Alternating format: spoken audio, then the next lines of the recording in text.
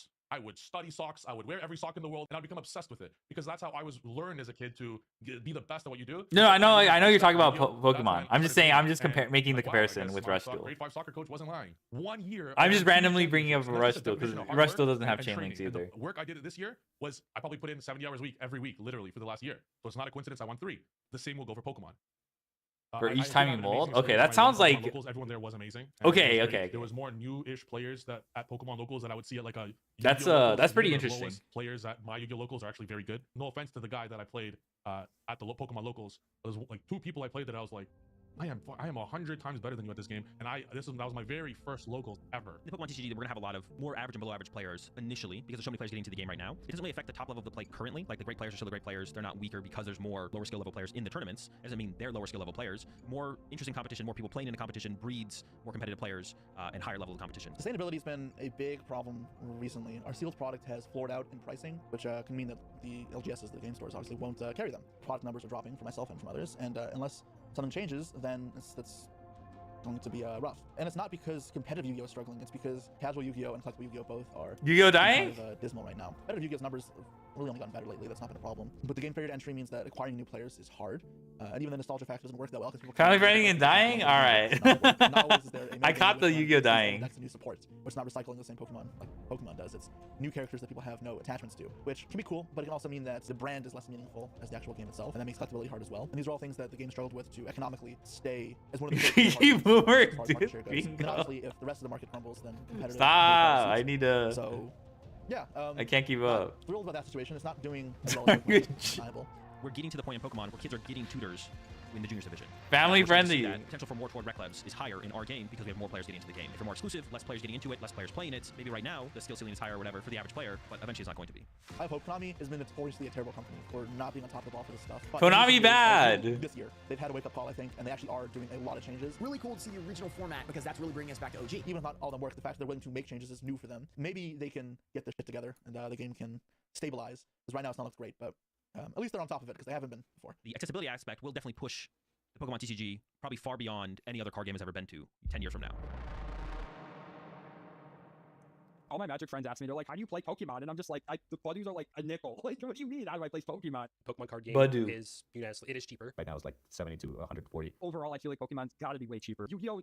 No way. Summer 2024. Card prices were through the roof. Oh my god, we don't have this on the bingo sheet, the card prices. $1,000. Just does depend Kicking on how competitive you myself. want to get. People will do it. I've sat there and I've wrestled with this idea multiple times. I still pay the price tag on them because, like, I know what these cards mean to be competitive at this point. You don't have to get everything right then and there. Things get reprinted. Things also will come down in price. It still is like $200, $300, but it's not as crazy as on the past. We are also at the mercy of Konami, and a lot of times we also feel the same way, that we feel a little bit treated unfairly because we buy all these cards a little bit later, they're not usable anymore. It's just the nature of the game. How much you actually spend on a deck, it's not really that rewarding, actually. You've just paid £800 for your deck, and hotel, and travel flights, and you're getting a £300 switch. Oh yeah, Jess is definitely the most outspoken about big this. Yu-Gi-Oh! Players have moved actually to Pokemon since rewards are just way better. Yu-Gi-Oh's pricing in general has suffered from no cash, which means that everything is derived from a secondary market. You'll always see it in comment sections. Kazuki Takahashi, the person who made Yu-Gi-Oh!, didn't want people to be able to make a living off the game, or didn't want to give out cash pricing, and that's his wish. That has never been confirmed to my knowledge. Requested that it would be kept to no cash pricing, which for all I know is true. I have no idea. I don't want to speak on that authority, but no one actually knows.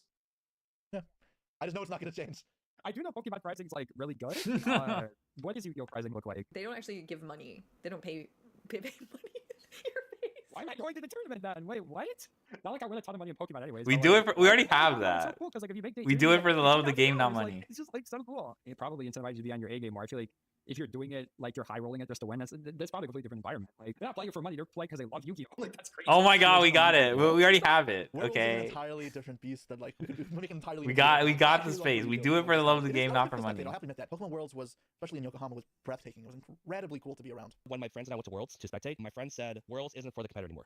That's just like the way he described it. It's for the spectator and collector. It definitely felt like the tournament was a side thing. Everything else was just a Pokemon convention, which, funnily enough, that's what they're doing next year. Worlds bingo, yeah. It's because Pokemon's on player. I think that's fine. It's way more prestigious to be for Yu-Gi-Oh! Worlds than Pokemon Worlds. You guys have hundreds of competitors. TCG Worlds, the card game. Do you do venue 26 decor and players. cosplayers, or do we need cosplayers to show It's up? an honor in Pokemon too, but it's not the same. Yu-Gi-Oh! Is incredibly high prestige to qualify for Worlds. They'll do well in it. It reflects how Konami handles it with they hold private dinners for you. They fly you out. What? Get a jersey. It's a rep. They could make a better production out of it. I will happily admit. But as far as how they treat the players, I'm not envious of Pokemon at all. It doesn't look bad per se, but it's a very cool experience to compete at Yu-Gi-Oh! Worlds. You guys, for the World Championships, had a convention center. When I went to the World Championships for Yu-Gi-Oh!, we played on paper mats that were sellotaped to some office tables. in some random office in the middle of Tokyo. There were no spectators, no cameras, no grandeur. You had to use the paper mat that was sellotaped to the table. For me especially, it was a pain in the ass because I have nails. You cannot pick up cards with acrylic nails if you are on paper mats. All of the mats that I used had stab marks on them because I tried to pick up cards. I got 6th place and I... Yeah, I I'm just not heard the really winning that. decoration. I got didn't no catch the prizing cosplayers. For making top 8 at the World Championships in Yu-Gi-Oh! As absurd as that sounds, and that's still a thing to this day in Yu-Gi-Oh! It is kind of stupid how the top 8 of the World Championship doesn't have prizing. It starts at top 4. It's like, why even cut the top 8 at that point? Because the year that I got top 8, I was undefeated in Swiss as first, and then I 2 bad hands in top 8, and I walked away with nothing. I was like, why couldn't that have been like round 6 of Swiss, and then I just played top 4 because I would have been 5-1. I have heard that it has improved since I went, but I think that experience of being very disappointed and then seeing how Pokemon events are run and how Pokemon players are a lot The more thing celebrated, is, it definitely laid Yu-Gi-Oh just saves all the you know the grandeur for the finals, which is you know in its own. To Japan with accommodation. The Which experience I think I kind of agree. Like they should probably stretch it for. Actually, do they include the semis? I think they do that too. You know, I'm thinking, but I just feel like they save all the you know the pomp and circumstance. Okay, maybe save is not the wrong word. Is not the right word, but you know what I mean, right? Like there's it's a bigger focus, or at least it's just the times in Tokyo that it was bad. Sag. That's true. It's not a convention. Yeah, it's not even open to the public. Yeah. Oh, the venue. Competing has gone nothing. Okay, that makes more sense. Top 8 and last, which I think is stupid. I will not deny that at all. If you get first place at a YCS, like Triff has done multiple times, you now get a custom giant card, which will sell for a lot. That's actually kind of cool. And you get an ultra rare copy of the prize card. What did which Jesse first end place up gets choosing? And will also sell for a lot of money. The problem is, if Yeah, you they already went first through cash place, prizes. the It was pricing easy. It was is like a lot they worse. did that I would already. wager in Yu-Gi-Oh, you probably get about 10% for second place, even with their new pricing structure, which is better. I'm happy that they've improved it, but I still think there's more improvement to come.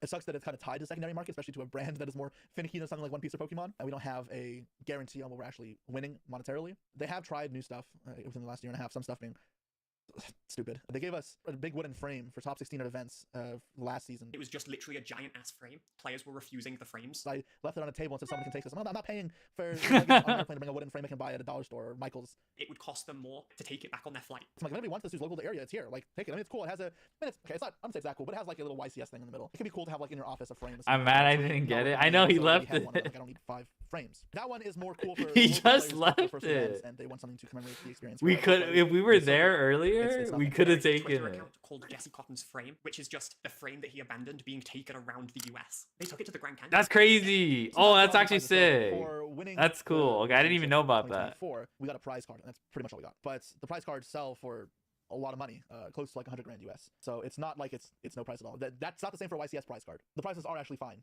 in that regard. It's just entirely dependent on the secondary market, because I know going back 6 years to 2018 World Championship, the person who got second got around 10K, I think, on their card. And things have gone up since then, but also could go back down. So yeah, it could work in a favor sometimes. Not the pricing is all bad.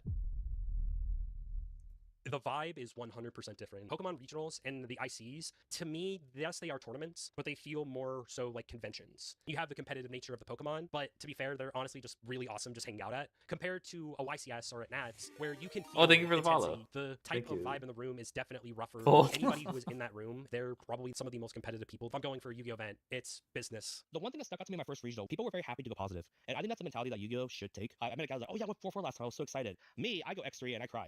I think Yu-Gi-Oh players just have like a very high expectation of themselves just because of how our system is. Pokemon players, like, they from the outside, they're such a happy-go-lucky a community of like people who just want to play this game for fun. Yu-Gi-Oh is like, I lost round 1 and I'm salty. I'm gonna be grumpy all day. I just hit X3. This game sucks. Yes, everybody was like, what are you doing here? You're a Pokemon player now. Like, you have no idea on how to play this. I was 4-0, table 4 or 5, playing against one of the best players at the time. Oh, I'm playing the Pokemon player. And I was like, yeah, pretty much. And I started like just shuffling. When I won, he was like, you're a Pokemon player, you can't beat me. And I was like, and he just like was like, no, this game's fucking trash. And he just like dropped the tournament and left. Like, I don't think it's fair to judge by the good. That sounds like YCS something London that would 2023 happen. Was the first time I was put on stream. There were so many hate comments that I had to be taken aside and debriefed about how bad the hate comments were, and that I'd probably see things online about how bad it was. There are a lot Bruh. of horror stories. I will be Horror honest. stories. There are horror stories. Bad things can happen to anyone at card game events. There was like, okay, when I played, there was a lot of theft. Pretty much every single time. I think being vocal about it is. I don't know if the theft is still around nowadays, but back when I was playing, there was like hella theft. Like you could not take your eyes off binder stealing. Yeah, you couldn't. There was a guy who like walked past my table and like I don't know how to describe what he did, but he tried to be super slick because I had the bag like right next to me, and he like walks by and hooks his arm on because it's like it's like it's not on my back, it's just on the side, right? And then like I catch him because he's like not that slick, and he's like, "Oh, sorry," and he just walks off. Now stealing the shops. He's like, "Oh, sorry," and he just dips. I'm like, "Are you serious?" A very big deal. Pokemon players like to stereotype, put Yu-Gi-Oh players in certain boxes. My own experience, whenever I said that I play Yu-Gi-Oh, some people were just like saying, "Oh, that's unfortunate," giving me That's this type crazy. of attitude where I'm like, "Okay, once you're in a box in Pokemon, it's hard to kind of break out of it." Yeah, very brazen of that person.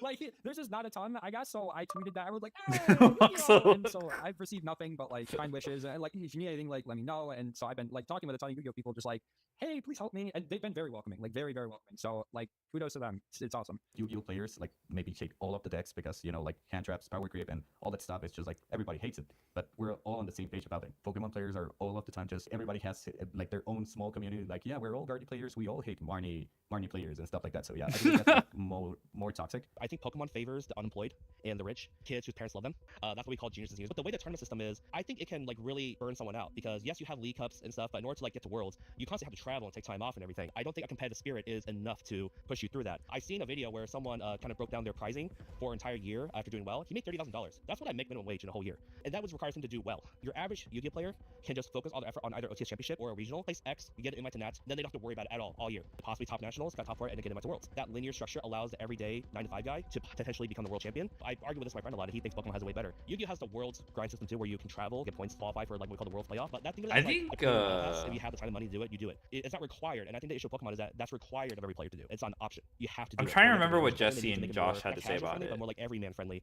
and not make it so like you have I'm not to sure they're constantly huge grind fans. and stay on the leaderboard and stuff. I'm pretty sure it's like grass always greener though.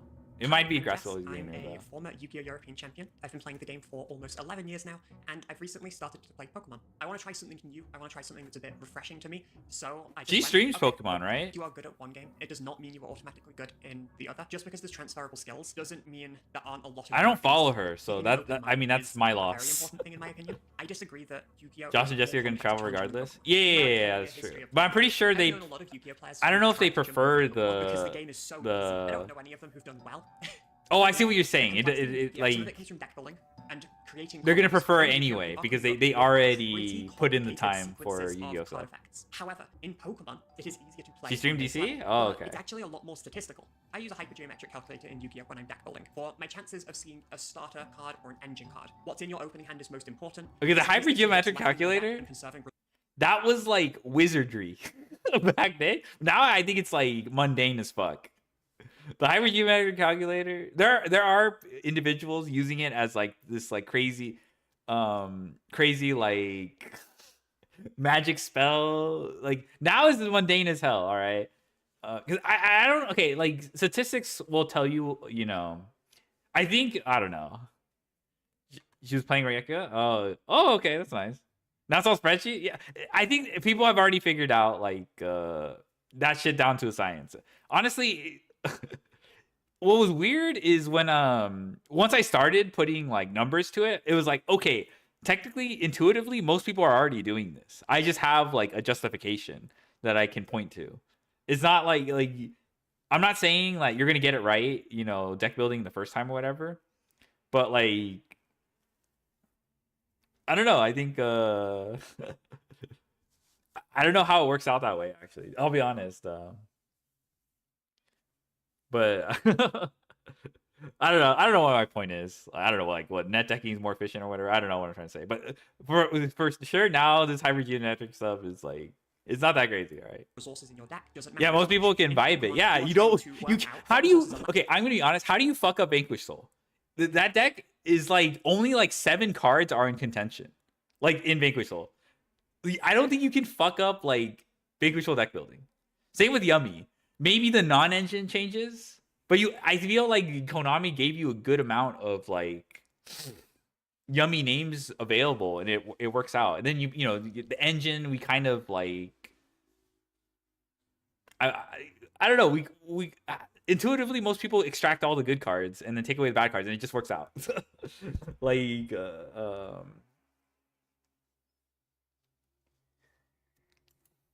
no point. And he's come up. I'm itching to play. Nice. Has a 60 card deck. What are the odds? Hopefully in the next 30, if you don't get surged. What searches do they have for that card? In Yu-Gi-Oh, in terms of engine, they're going to. You guys are waiting for Magnet Warriors?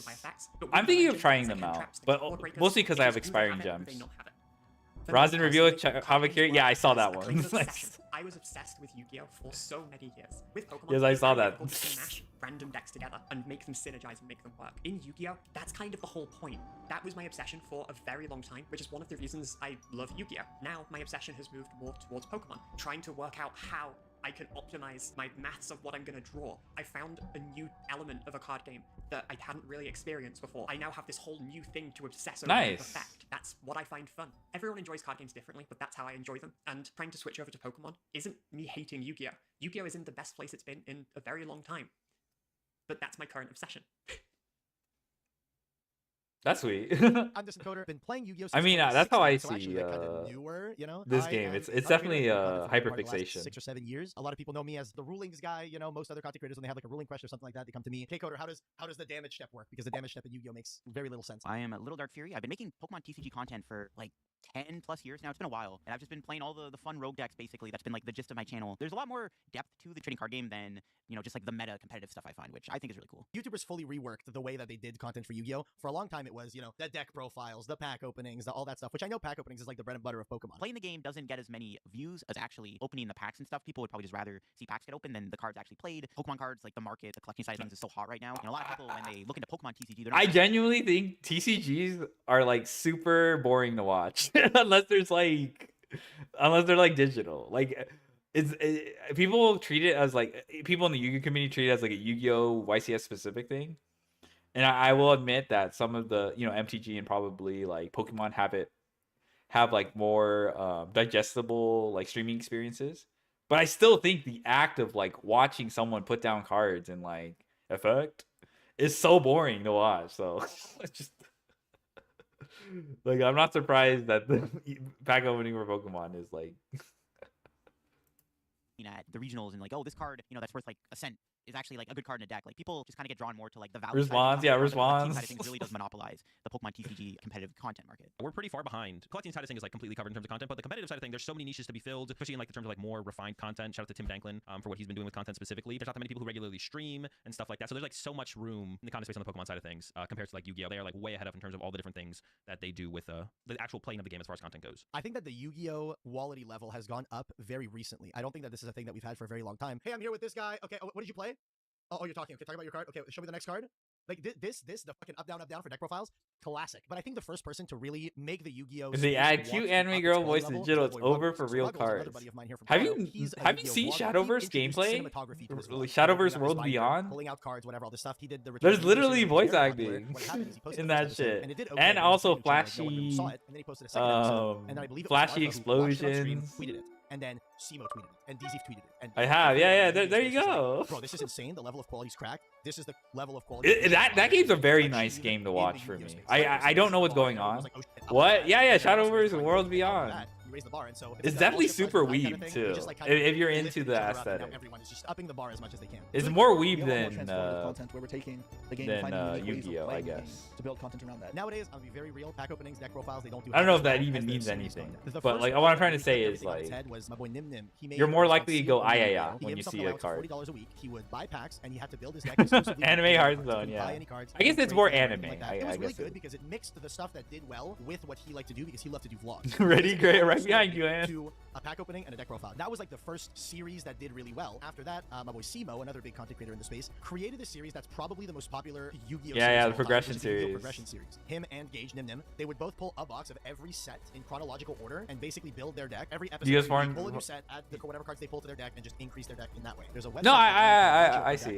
You know, that makes sense. So Yeah. they would just simulate the box opening. It was completely free. They didn't have to buy anything because they're doing every set in chronological order. You can just go to a set that you knew from when you were a kid, and you're like, I know these cards. Steel Ball Run episode 2 waiting room? 20 years Okay, of I knowledge heard in a order to catch rumor up it's to understand weekly. the modern I heard day. it's You rumor instead it's just weekly. follow So that along actually and means gain that nothing. knowledge as you're going. Right now, it does. But seem we'll that know if the it's long-form, weekly Wolfie type videos are the ones that have the biggest room right now. next for week, growth. right? Also, best performance videos. I think a lot of content creators have really been branching out into that style of video. Those videos seem to do good, even in the Pokemon TCG community. Now, what a lot of Go people and do answer is from the stream noise. content on Nice. YouTube, spin a wheel, hit a pack on Master Duel, and then you have to crack that pack, build a deck from the pack that you pull, and then you play against each other. What a lot of the content is based around is collabs from a bunch of content creators that do these crazy series that happen every week, and that's what does the best on the platform. As far as competitive content creators go, I'd say there's one, and it's not even me, because my content, I'd say, is a competitive twist on casual content, because I don't focus on the metagame that much. I made a video about a card called Pumpkin the King of Ghosts that did well. That card has never, ever been competitive and was released 20 years ago. Terrible card, but it's one from the anime and one from an old video game that has nostalgia to me and my dad. Other people felt the same. The casual content in Yu-Gi-Oh seems to Anime somehow Yu-Gi do Boomer strong, even though the moment. game it struggles casually. Joshua Schmidt's the only person who's successfully done content creation and kept it almost strictly competitive.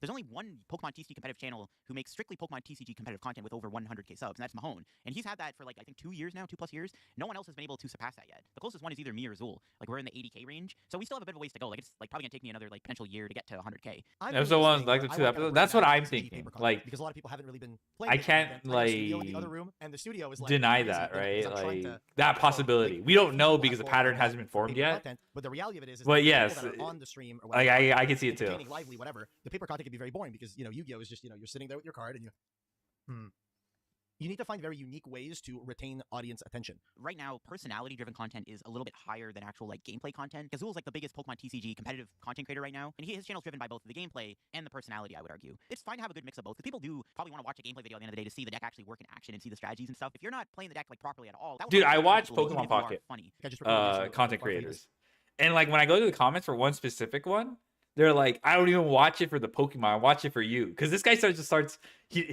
like whenever he runs into something inconvenient, this guy just checks out and starts talking about something completely irrelevant, and then starts yapping until like he loses or whatever.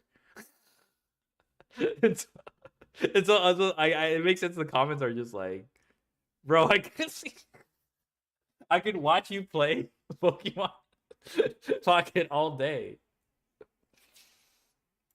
This thing called Storage Wars. You're like bidding on blind boxes that contain cards inside of them on Master Duel, and then you build your deck, but there's 5 people on the show. There's 4 players and Farfa, who's like the game host, so you're just bantering constantly. The banter is what matters more so than the gameplay. For a while, it felt like the competitive scene kind of was a little bit drier on YouTube. Some of the big channels that we had around at the time, they were mostly focused on just like fun content, where now it actually feels like the competitive TCG side of things might be starting to overtake the casual side of the content, which I find interesting. A lot of the content has been tailored towards people that don't really know I watch you about for Yu-Gi-Oh, Cupsy. or that Nice. used to play it when they were younger. That's like usually the audience you want to tap into, right? Is the people Normal that haven't touched Yu-Gi-Oh in summon 15 years Cupsy. and they remember the Crystal Surprise. Beast deck from when they were 9 years old. Jesse will do this kind of content. I took Crystal Beast to a regional in 2025 because Crystal Beast got new support. 2006 Andes that are like, oh my god, I love Crystal Beast, and so they watch the video. So I think that what really attracts people to Yu-Gi-Oh content nowadays, content that is tailored towards people that know very little to nothing about Yu-Gi-Oh, and that is super tailored towards casuals and something that anybody can watch. The game is still growing pretty rapidly right now, with like the in-person tournaments getting a lot larger, World Championships really helping kind of make Pokemon this like big yearly spectacle, which I do think is helping grow the game a lot. So I wouldn't be surprised still if like in the next like 2-3 years we start seeing more of the Pokemon TCG competitive scene get more viewership, get more subscribers. I would argue that making competitive content is actually like pretty good right now, because if you want to play a deck that somebody did well with at a regional, you can really break down and analyze how good that deck is, like what it does, and show off how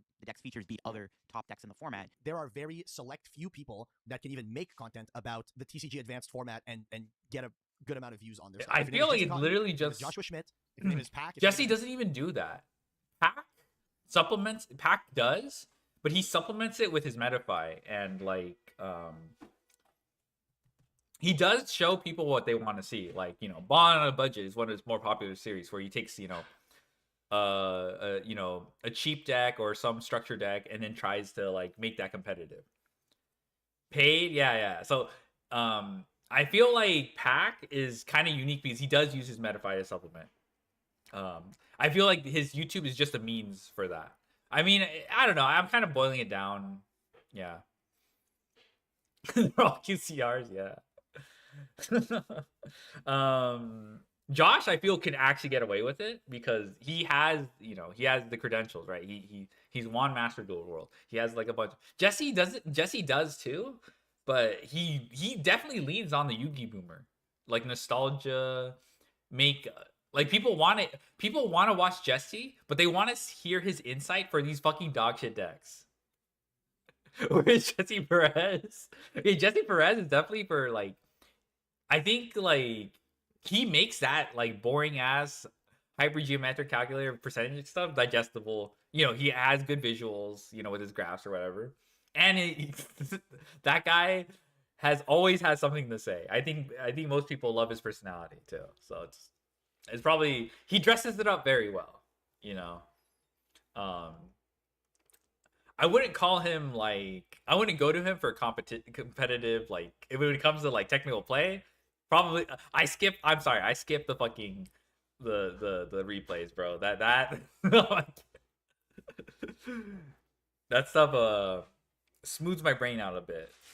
You can make content about that. I'm trying to make TCG content because I like the TCG, I enjoy the TCG, and I want to level up the quality of TCG content. When I post a video of me playing in my studio, hands down, every single time it is my least well-performing content, but it's some of the content that I enjoy making the most, which is why I keep working at it. The TCG, it's not boring, but it's because like it moves very slowly compared to like the video game VGC, where you see the Pokemon attack each other. In the TCG, there is nothing like that. Like you're just watching people put a card in front of them and just be like, I'm doing this, and then it's the next person's turn. It can be a little like hard to follow along with, I would say. Yu-Gi-Oh's boring as fuck to watch. I'm gonna be so real. It's also it's really not just Yu-Gi-Oh, bro. If you're not really ingrained in the game, if you don't know what every card does. Oh, by the way, maintenance is up for anyone who cares. It's a wall of text on all of them. If you don't exactly, you might get all the searched words though. On the card, good luck following. You just won't be able to. I have this like very intricate setup that like takes all the different cameras separate and all this stuff, and then my editor puts it all in a completely different overlay. Every time a card is played, the card like shoots up to the middle of the screen and then moves off to the side. But if you want to pause and read every card, you can. Every card pops up at some point. It's a hassle for my editor, and I know that it is, but I need to bridge that gap. I need to allow people that don't know what every card does, if they want to pause and read what the card does, to be able to understand and follow the game. They have the option to. But even there, that gap is extremely difficult to bridge. There's the ban list, guys. The boundary and like really find the perfect point between making physical TCG gameplay. Holy fuck, this ban list is huge. Where, like, it will actually get the viewership. Well, okay, it's not huge, but it's not just one change. Bye bye. Wait, this ban list. Tough, I think, for people to like follow along and watch that. Pokemon TCG competitive content, or just like the playing the game side of things on YouTube, it's just not as sustainable as it used to be. Like I'm probably like one of the only lucky few who've actually been able to make it like a job for the past like 5 years now, because it is hard. I mean, the competition is just a lot heavier, and also the views. Oh my god! Like, that's like also kind of a big deal. Like, this is why Metafy has become so relevant now. Pro players are not making a living off of YouTube; they're making a living off of Metafy. You have to constantly follow any Pokemon accounts. I just recognized just by clicking on Twitter a lot of. You guys will find out. Like I don't know how to. I can't even verbalize what I just saw. It's never like a deck list. I will never paywall a deck list. What I wouldn't call it paywalling. It's coaching. It's exchanging my time for teaching what I learned in 2 decades. For them. Actual big balance, yes. For those who watch Raymond Die, my experience as someone who's done YouTube now for like talk about the stream. Where is it? It's in Master Duel. Building your YouTube. But I don't know. You have to wait for everyone. I just got in earlier. Exchanging your time on Metafy. But for anyone who was there watching Ray, put it up on YouTube, YouTube video. If that Metafy class video got like 10 like a lot of the things he talked about, where what you would have made like are in the people list. who run Metafy classes make thousands of dollars per class. Like I'm sure Tord Reklev probably makes over like 10 grand a class. Like even people like Isaiah Bradner, Henry Chow, their Metafy classes probably make a lot of money. If you put the video up on YouTube, like yeah, if it gets like 10k, 20k views, like you're probably making a couple hundred at most. Metafy is good for the type of content. Okay, fine. I'll show the ban list. Okay, I have to hook up people to actually learn how to play the deck instead of just putting up a YouTube video on it. I think that's. I'll show it. All right. Right now, and I think that's perfectly fine. Running the Metafy class. I'll take a small detour. Works, but let me see if I and all that stuff. I think makes for something good for Metafy, in my opinion. Recently, we've had a big influx of competitive players that are trying to become content creators, branding themselves as. Let me see if I have it open.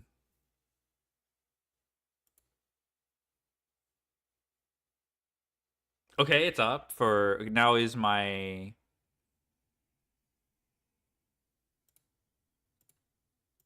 guys see it? Okay, here's the ban list. Oh fuck! I need my Joy-Cons.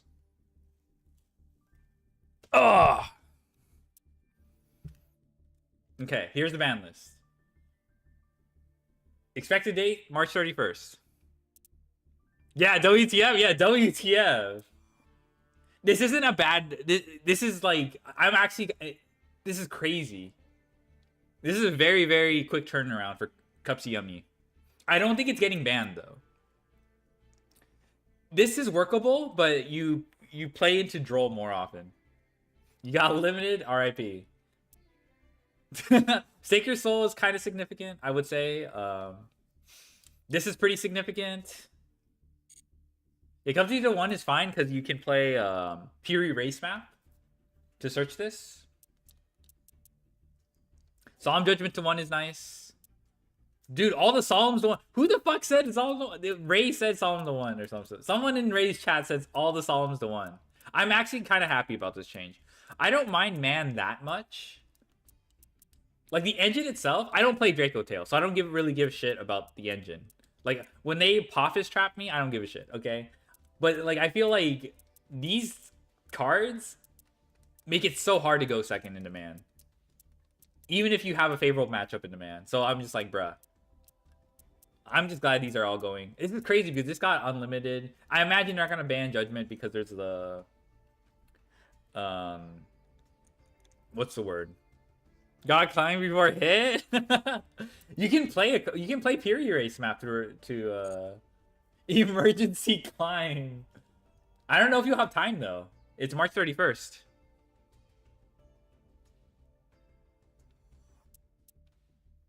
Yeah, it's March 31st. So yeah, you don't even have time. I think this coincides with the next season, beginning of next season. Man is the worst deck play pattern wise. Going second for sure. Yeah, I know, and they don't do it at before the pack drops anymore. Okay. Lucius to 1. I think that's whoa. What the fuck, Rahu to 1? These are pretty significant. Wow.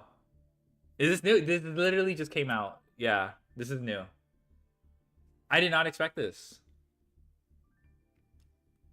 Oh, wow. Okay, this is pretty... Oh, Jesus. All right. Okay. Who expected the fucking man field spell to get hit? Rip Yummy? Yummy's still playable. They need to ban this card before we say rip. Show full list? Okay, fine. Here, semi-limited... And then unlimited Golem. Branded, maybe it is branded, yeah. Me? You said it? Okay. You said this. I need to see Ray's reaction to this. I'm sure he's gonna be super happy about this fucking man getting exploded. Man is still playable. The engine is still good into like I said, Draco Tail has very difficult dealing with the Poffus traps, but yeah, this is any bans? No bans, just limits. No bans. That's a lot of limits. Okay. I guess there's a bundle. Who likes bundles?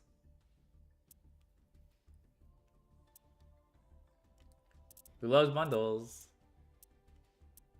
Oh my god. Okay, we need to tell Arya about this.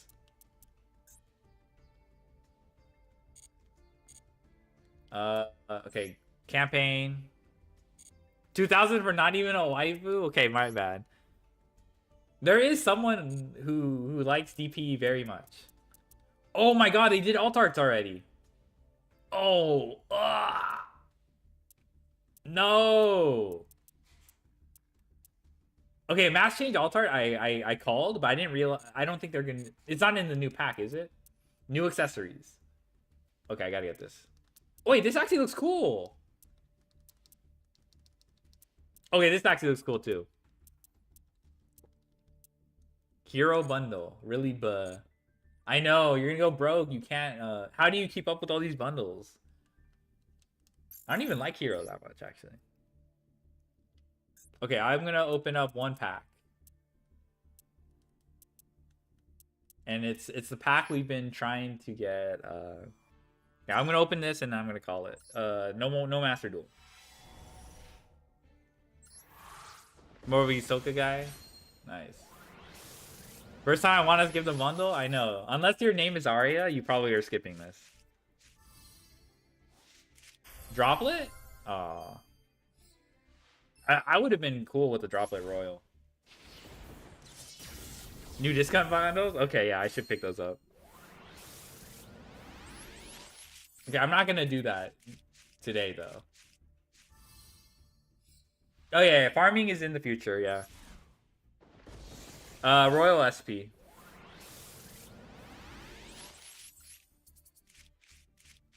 Yeah, yeah, I guess I should specify alt, because I already have Royal original art.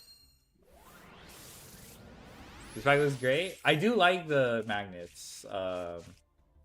And the hero stuff is nice, too, because I like how it doesn't lock into heroes.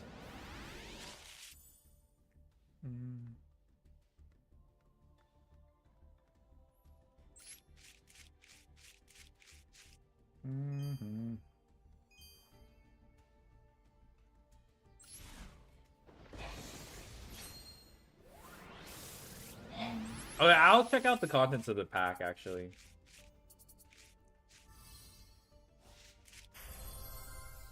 Alright, that's fine.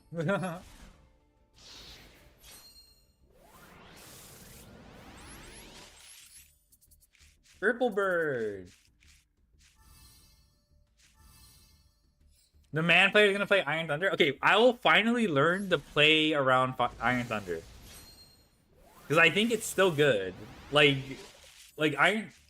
How do I describe it? Iron Thunder, I think, still catches people off. I need to learn how to play under it. It's not that hard to play around either. Like, you just have to remember the card exists. But yes, that is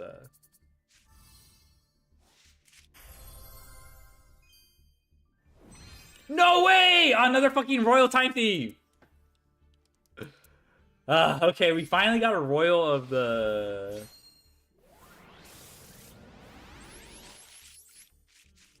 We finally got a Royal... Oh my god, all the Time Thief shit is Royal, bro. Who the fuck cursed me? I would like to know. At least I had a chance, okay? So I'm not that upset. At least I had a chance, you know?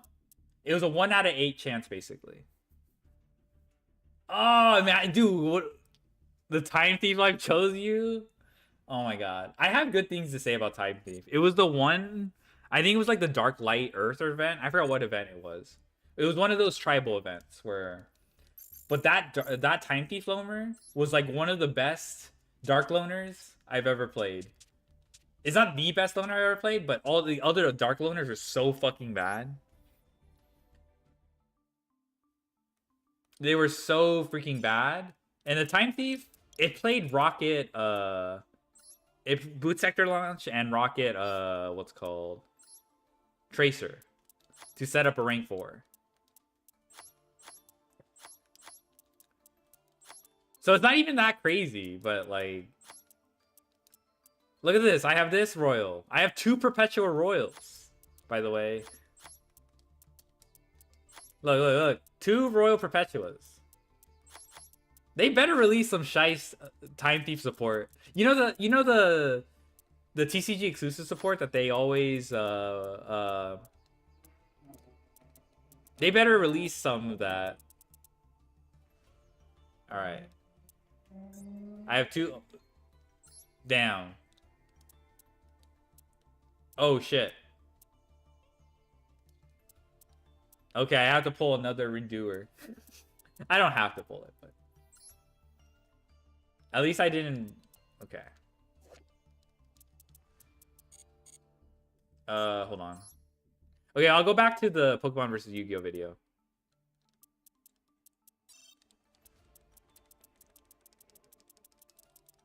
And yeah, and then I'll call it.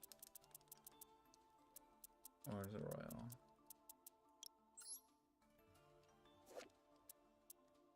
How do you designate? Don't dismantle, okay.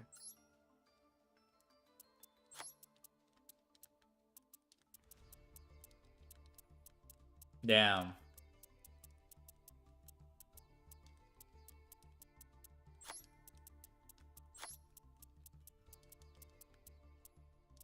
Check DMs. Any of these bands will be post maintenance? Nice. Are you happy with the ban list?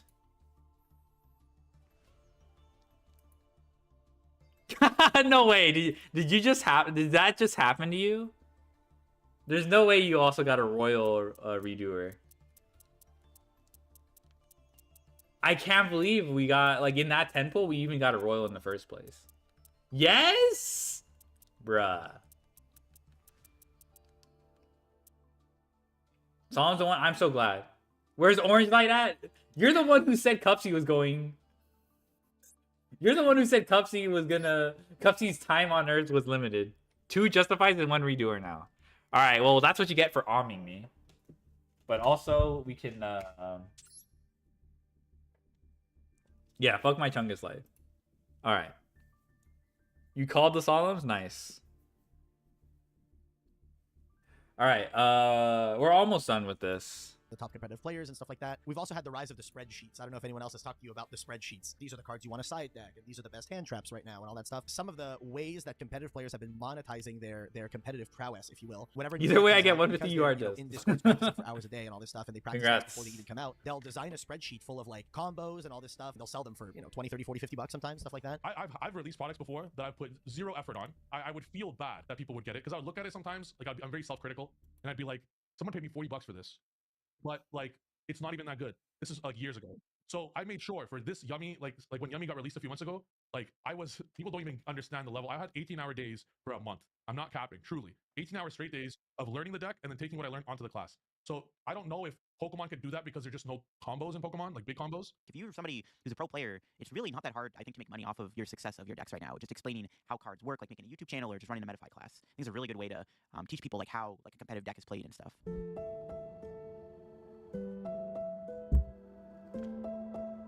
In an effort to become a better Pokemon TCG player, I bought a Metafy guide, but it's written like a delirious journal entry from someone lost in the desert. And the company Discord access is effectively just a transcript of the first caveman discovering fire. Brilliant. We now have the community ambassador program, which I'm a part of, and anytime there's been any feedback within the Pokemon TCG community with live or in-person tournaments, I can just literally like report it straight to like TPCI themselves, which is a big deal. Oh, feedback? Absolutely not. No, they don't want no feedback. No, they don't want no feedback. Konami will only work with very, very, very specific content creators, and those very specific content creators tend to be the content creators that never, ever, ever, ever, ever say anything remotely negative about Konami ever. Probably I would say like 4 or 5 years now, Pokemon has been consistently sending out product to content creators now much more frequently, which before, like I would say like pre-2020, 2021, they were not doing that at all. Or at least like the only people that would get product were like the biggest names in the scene. PR friendly, dude. Anyone I know. Like, are we surprised that they choose people who are PR friendly? Get to show off new cards and stuff. So now that we have the ambassador program, they have their like the Pokemon TCG Live Twitter, which they just created not too long ago. I think they're doing a lot better of a job of like working with the creators and communicating with like the general audience and stuff. Yo, San, thank you so much for the raid. We're in the golden age of that type of stuff now, in my opinion. They do have the content creator program. Oh my gosh, Hope, what were you up to? Were you on Master Duel? They're always people were you playing that Pokopia? Konami views as perfectly good image for them, you know? I have never, ever, ever, ever gotten an email so much as a message from Konami ever. And Sen arrived. That's cute. Work with them. I like work with them anymore. NBT, one of the bigger content creators, has never gotten a message from Konami ever, to my knowledge. I don't believe he's ever worked with them ever. Team Samurai X1, like I said, biggest Yu-Gi-Oh content creator in the space, used to work with Konami, doesn't anymore. Nim, again, another one of the big content creators in the space, used to work with Konami, doesn't anymore. A lot of the content creators that Konami works with, and this is not to put anyone down at all, and I don't want it to come off that way, they work with a lot of very small content creators. I think the reason why they work with a lot of the very small content creators is because the very small content creators haven't gotten to a point yet where they have openly said to a large platform that they dislike something Konami does. If you ask like how does Konami support its content creators, the answer is it doesn't. Me and they you. do not support their content creators unless you're one of the few that they'll fly out to. Works with Konami. I don't think there's anyone who works direct. Well, I guess there's some amount of criticism Lampy, but he's more like employed and stuff like that, to be a and cast. Konami doesn't like that, and it feels like the moment you say something remotely negative, I feel like he's contracted. They don't want to work with you. But the other thing too is that Konami is extremely strict with Billy Break, Michael Kohonim, what's his face? Billy Break for sure is like the best example. Do we add Jester to replace Lucius? I don't know, bro.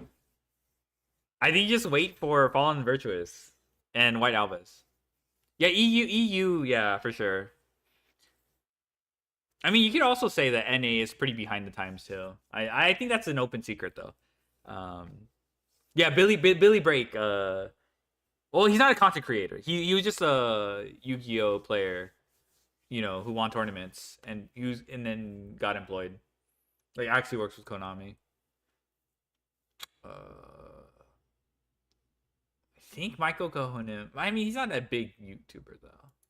Can do. For example, it's like an extremely known thing. Marcelo. So much as mentioned Dueling Book. Yeah, Marcelo. Yeah, he Dueling works Book, with Konami. They have to basically ignore the existence of Dueling Book. They have to ignore the existence of any. Isala, yes, Isala. Oh my God! Once you start saying these, retweet it. They can engage with the conversation. I was like, yes, of course, Isala. They're just like. They super duper censor a bunch of things. You have Yu-Gi-Oh sponsored content that goes to like a card shop or whatever. They don't want you showing any other IP. Yeah, it's not content creator program. Showing secondary market prices at all. Like I have friends of mine that have done like Konami sponsored content, and they've been told like, oh, you have to make a vlog at this card shop or whatever. And then while they're at this card shop doing the vlog, they're told you must not show any secondary market prices. And I don't know if you know, but card shops, they put the secondary market price with a little sticker right on every card. You know, so it's like, how the do you film anything? You know, how the do you film anything? I remember one time. And this isn't even something that Doug said, but I know that this is a Konami thing. Doug DZF is a big fan of Sfeel, the Pokemon. And so his background of his setup, he's got like the massive sphere with a smaller sphere on top and a smaller sphere on top. He's got spheres everywhere. And I remember one time he did a Konami dedicated video and his office was just empty. And everyone was just like, they probably made him remove the spheres, didn't they? Stuff like that, which like, I get it's a different. You weren't paying stuff like attention? that, My I understand it, bad. But it's like, are we really just going to the point of, hey,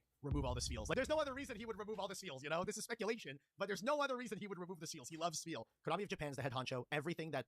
Oh my god, no mention of OCG scene except everything has to go through JP. Has to go to Japan and then back, and Japan has to approve it. There was a buddy of mine, I won't say who. OCG has not been mentioned up to this point, unless. Series of videos, actually, there's a couple of videos when a new set was released. This is years ago. This is like damn near. Come on. Years and years ago, he did. He was easy. To go out to easy bingo. Cards and all this stuff, and he got to open a set early. He was working day and night, a day before all the videos were supposed to go up. This guy put in hours and hours and hours and hours into making like these 3 or 4 videos or whatever. The day before, Konami of Europe messages him and goes, "Hey, Konami of Japan just came back and they did not approve the videos. You cannot post them." Stuff like that happens constantly. You also get people that get sent like product early. That happens a ton, right? To make sure they don't mention it. Oh my god. To make like a fine video, right, where they're revealing this product and stuff like that. And then Konami just chooses to upload all the new cards onto the database before that video goes up. So now there's no reason to watch a video. Everyone knows what the cards do. They're online on the database. They just screw over their content creators consistently. It's a very consistent thing. They screw over the content creators that they work with, and they just don't work with a wide majority of the content creators just because they feel like they badmouth Konami or anything like that. If at the moment you say anything negative about them, they just like, I don't want to work with you anymore. You know? The twist. Oh my god, is this YGO Redemption arc plot twist? Because I got to the editing part of Distant Coder, and to me, I personally felt it was a little imbalanced. It was great critical feedback about Konami, but I didn't have the counterpart to that, which is critical feedback about Oh TCI. my god. Like a biased Pokemon plant. Does this count as a redemption arc if they start shitting on the Pokemon company? To try to find someone else with some weight in this community to voice just some, critical, factual feedback for TPCI. I ended up not being able to find that, and that got me thinking a lot about the current culture in Pokemon and the dynamic that the community has with TPCI. And so that's what this. So the MD doesn't hit URs. So bear with me and buckle up for the. They went hard. Let's talk about the Pokemon trading card game live. This is the only official way to play the Pokemon TCG development team, and it is a broken, unusable, unpolished, unstable mess. When this game came out 4 years ago, this was the reaction from everyone in this community, voiced in a YouTube video from Tricky Jim. I think that the visuals are terrible, the game feels terrible to play, the avatars are embarrassing, it doesn't look or feel like a Pokemon project, it's a disaster. Why am I doing the market research here on Twitter, right? Like, why am I showing that 86% of people think it looks like trash? How did Pokemon not know this? If anybody did any sort of research on what people thought about this game, then this would have never happened. But instead, it's just like, who trusted that this was just going to be cool? My future? I don't know, man. I feel like you never know until it comes out. So I feel like you still need that. Even if it looked cool from the beginning, you still need that feedback from everyone else to reinforce that. Like, I don't think this is like, I think because it works out because like it turns out, I don't know. I've never played the Pokemon TCG live client, but also I was getting hit is crazy. Yeah, it's Judgment used to be limited too, right? They now, and then it got slowly unbanned, and now it's back to limited. 07 Cupsy, it's okay. We'll just use Pierce Ray map or something. It's okay. But yeah, 07. In this game is directly tied with this client. And my ability to create content is being basically whacked at the knees by the Pokemon company. Looks so ugly that nobody who is not already interested in Pokemon cards will try it. I can almost guarantee you that. I hate how lifeless this game looks. This game user interface looks hideous and clunky. They should really take note from Yu-Gi-Oh! Master Duel. Pokemon, if you're MD creating mentions. something bad, stop it. Take the team. Get a new team. Buy an indie developer. Buy somebody who's already good at this. Don't just keep dumping money into a failed project, dude. Like, do not do that. The way that this has been managed so far has been a nightmare. Just can it and start over. Spoiler alert, they did not can it and start over. We are 4 years later, and we're at the same spot as we were on day one. Technically, we've gone backwards because our older program that looked like this was actually better than the program we have now. Pokemon would rather let the player base for this game completely die off before they provide us the base level of a functional online. Any dying incoming? To this day, every single post from this account. I feel like is the full of way this is positioned is to make Master Duel look good. The only way this holds any weight is to be like, Master Duel has this going for it. TCG Live, I can't imagine they'll do it. But we'll see. We'll see. People saying things like, "Fix your game. Please fix these models. For heaven's sake, fix the." Yeah, bug they that do look prevents kind of players from ugly. selecting I'm not specific gonna lie. cards by using items and supporters. This has been happening since the game's launch, and it can't be that the developers are not competent enough to fix this. Why not fix the card selection bug? Why not even acknowledge it? Why not the bug that's ending turns for no reason? Why is establishing a base level of stability off the table? We talk about this bug too? Nope. Oh, okay. And this is a picture where nothing is being displayed. Everything is blank, and it's asking you to play the game. If only the updates fix game-breaking issues. Is it the change that you can't play a game without it crashing or having bugs? Fix your game. I'm sick of crashing every second game. Pokebug TCG drop. The worst of the worst. I lost without even playing. Absolutely ridiculous. Bug where a majority of your deck doesn't display. Typical visual nightmare fuel bugs. Bug where all the cards are upside down. I can't believe Pokemon can afford to hire Lady Gaga, but can't afford to hire adequate software Bro, engineers for people. Konami, we say that about, people say that about Konami as well. Like the one French model, people are like, oh, I can't believe EU, Konami of EU hired a model to advertise the overframe rares.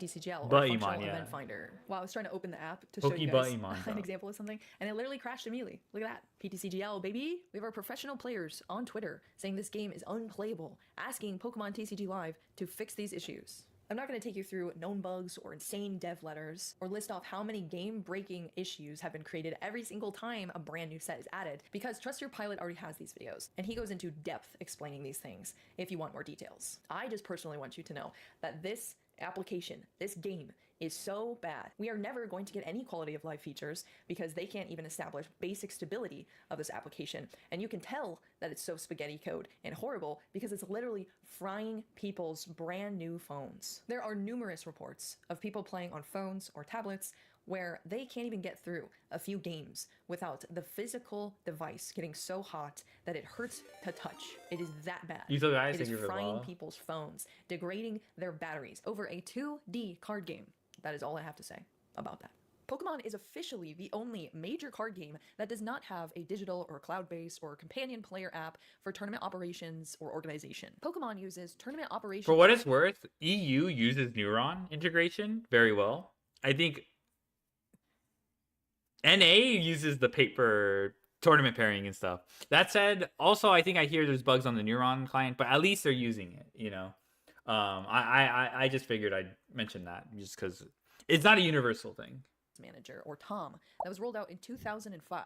It's a standalone program that you have to download and install onto a computer in order to use it. It's not a website, it's not an app. In order to get championship points from local sanctioned events, you're completely reliant on a manual system that runs off of .tdfs or tournament data files. Tournament organizers are required to save as within 7 days of a tournament and upload that file to a separate web portal. And let's say you find a mistake after you submit the file. Well, then you have to fill out a support ticket to TPCI and wait weeks for a human to manually edit a database and fix the issue. How insane is it that this entire That does look system is just outdated. one small human error This database? away from being weeks or months before you get your championship points. That recorded. does look One of my outdated locals as here, fuck. His entire first season, his points were not being recorded at all, and it took so long to get a hold of TPCI through support tickets. When they finally got to him, they pretty much said that it was an error in their internal systems, but their only solution to that was for him to just start a new account, and none of the championship points that he earned actually got logged. I found this post by an LGS worker who was venting about the fact that he found a quirk in Tom's 20-year-old logic. where you Also actually haven't can't add a seen? player in a Wow. specific age division late unless there's already a player in that age division in the tournament. So the choices were turn the kid away from playing in the tournament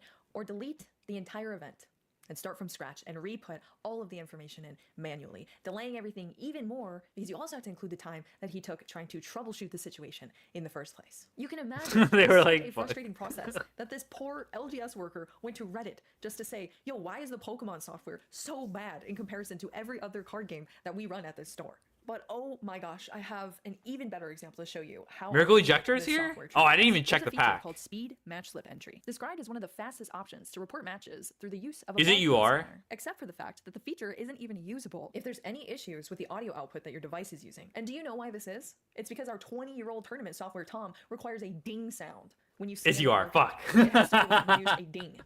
And if it can't produce a ding, it doesn't work. I mean, what a freaking joke. What? You know what the cherry on top of this is? 2005 was the 1.0 release of Tom. Do you know what the version is in 2026? 1.82. 21 years later. And you know, there was actually a response on that post from earlier saying, because the software was made several years ago by like 2 people at the Pokemon company. Trust me, even the TPCI reps know the software is bad, and they agree. I talked to a TPCI representative at a league meetup last month, and even they admitted it's terrible. They really wish they could ship us a replacement, but unfortunately, it's so low on the priority list that there's not much they can do. And you know, I do feel like this is a truthful post, because TPCI themselves tried to... That makes sense to me, actually.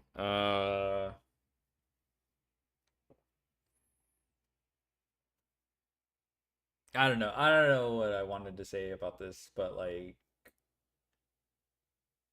I feel like that's pretty. I don't know. I'll think about it more. replaced Tom back in 2020 with a program called PIM. You can find a PokeBeach article talking about PEM and how it's going to replace the ancient Tom. It notes it going You into saw the early balance? access Yeah, to yeah. professors Pretty in order for big. them to get used Pretty, to it. And it mentions things like online verification I mean, of player IDs as well. I So don't the fact know that if you can I create would say tournaments like this from the format program has like itself versus having to go issues, through the web but it portal is and then nice the to program see and then some back to the cards web portal. being It like noted reeled regular back. Like updates man, as well for as a lot of sure. new features to come in the For future. me, it was a Then you'll find solid. a post I in do. 2023 called Just For what it's Tournament worth, I have a Organizers, deck that Rejoice, the can awful deal Pokemon with Events the Manager, PEM, Apophis. that was supposed to It's replace not Tom, that has been like scrapped annoying. and has itself been replaced by the very But I don't think software it any was supposed like to I don't like replace. hands that Welcome like. back, Tom. You got There's beans with a link hand cited nice. that links to nowhere. I had to use the Wayback Machine to get access. Oh yeah, to that's the true. There are article, no where they don't bans, actually but list a for reason there's for quite the a few sunset of limits. PEM. Yeah. They just talk about the dates it's going to happen. Prayers and is that they're going back to like Tom. I did find one pretty post from 3 significant years hit, though saying, I "Am I would the only say. judge sad to see PEM die? Poor Tom feels like a beaten horse. More experienced judges tell me why I should be stoked for its return. PEM was Cupsy salty, limit but at least it didn't is look like it was programmed for significant Windows too, 95. but it's There are not like it's comments going on to the stop post people saying from that PEM would playing double Fury players, Race maps to crash compensate. mid-round, countless repairs were needed, terrible glitches. PEM was all style and no substance. I ran into so many bugs trying to run basic tournaments on that thing. I'd be with you if it weren't for the deal breaker issues. PEM looked nice and ran well until it didn't. When it didn't, it was disastrous to events. I'd much rather have a rock-solid application that is feature-rich and stable, Tom, than the bug-ridden, feature-deprived disastrophe that was PEM, with a response saying disastrophe, also known as acceptable to TPCI software developers. You know, the most embarrassing part about this is not that Pokemon is using a 20-year-old tournament software. It's that they tried to fix it and failed. Despite their mountain of resources, they looked at the buggy... Okay, I don't know about mess mountain that of they resources. created, Like, and they if they really did have a mountain of resources, they would have fixed this a while ago. Like, if it's so, it's already low on the priority list. They're allocating those resources for something else. All right, let's be like reasonable here, okay? We don't have to like, like. said, we give up. We're gonna go back to our 2005 program because we can't make anything better than that. That alone I don't know. This shows feels very you sensationalized how to me. little you Like, matter as a player to Pokemon, how little your player experience matters to Pokemon when they are saying you're not even worth hiring a competent development team to give you basic. See, I hate this argument too. Like, oh, you just have to hire a competent development team. You just hire them. They just show up. There's no integration. There's no training. Nothing like that. They'll just show up and do the thing you wanted to. Like that's how real life works. Like. Like I actually people say that shit about like Game Freak and their games or whatever. You know, like yes, there's bugs and shit like that, but like I don't know. It just makes me. Oh, I'm not gonna say what I'm thinking. Every other card game has, but somehow one of the most successful media franchises in the world can't provide that to their players. And that's why it's so funny to me when people talk about the prizing in Pokemon or the flashiness, the big stage. Yeah, can't you see that they're distracting you? It's a distraction from the crumbling mess behind the curtain. That's all that is. But we'll get to all that, so let's talk about some more garbage software first. In other competitive card games, you're able to browse and search for events near you, pre-register for those events, digitally upload deck lists, draw test hands, have push notifications for pairings when the pairings go up, easily access live standings Same with from your phone, Champions? view your tournament history and your player data. I'm using custom gonna trackers be and honest. counters built I don't into think I'm these gonna apps. pick up There Champions. are so many quality of life I don't know if improvements I'm gonna that check these it out other on games launch. have that Pokemon has zero of.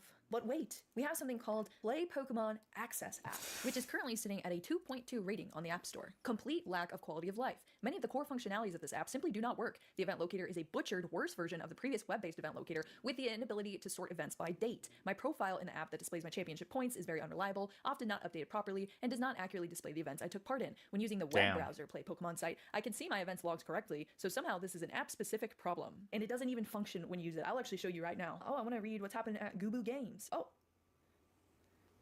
I'm trying to see when this event... Wow, that was strange. The app is a slow, buggy mess that is frustrating to even try to use, but let's take a look at an OmniPoke video that goes over the key features of this app. The data is usually inaccurate and the badges do nothing. The information's wrong or it doesn't show up at all. A shortcut to the Pokemon website so you can read about product that they're trying to sell you. But don't worry, you won't be able to find it anyway. Was a 50-mile radius, now it's 100-mile radius. Meanwhile, look at Yu-Gi-Oh's map. Cannot search by store, cannot search by date. You have to click into the store listings in order to see Is this Yu-Gi-Oh Redemption arc? date. You have to star the store, otherwise you have to look up your specific location every single time you try to find an event. But you can only star a maximum of 10 stores. Why only 10? Well, probably because this is it loading 3 favorited stores.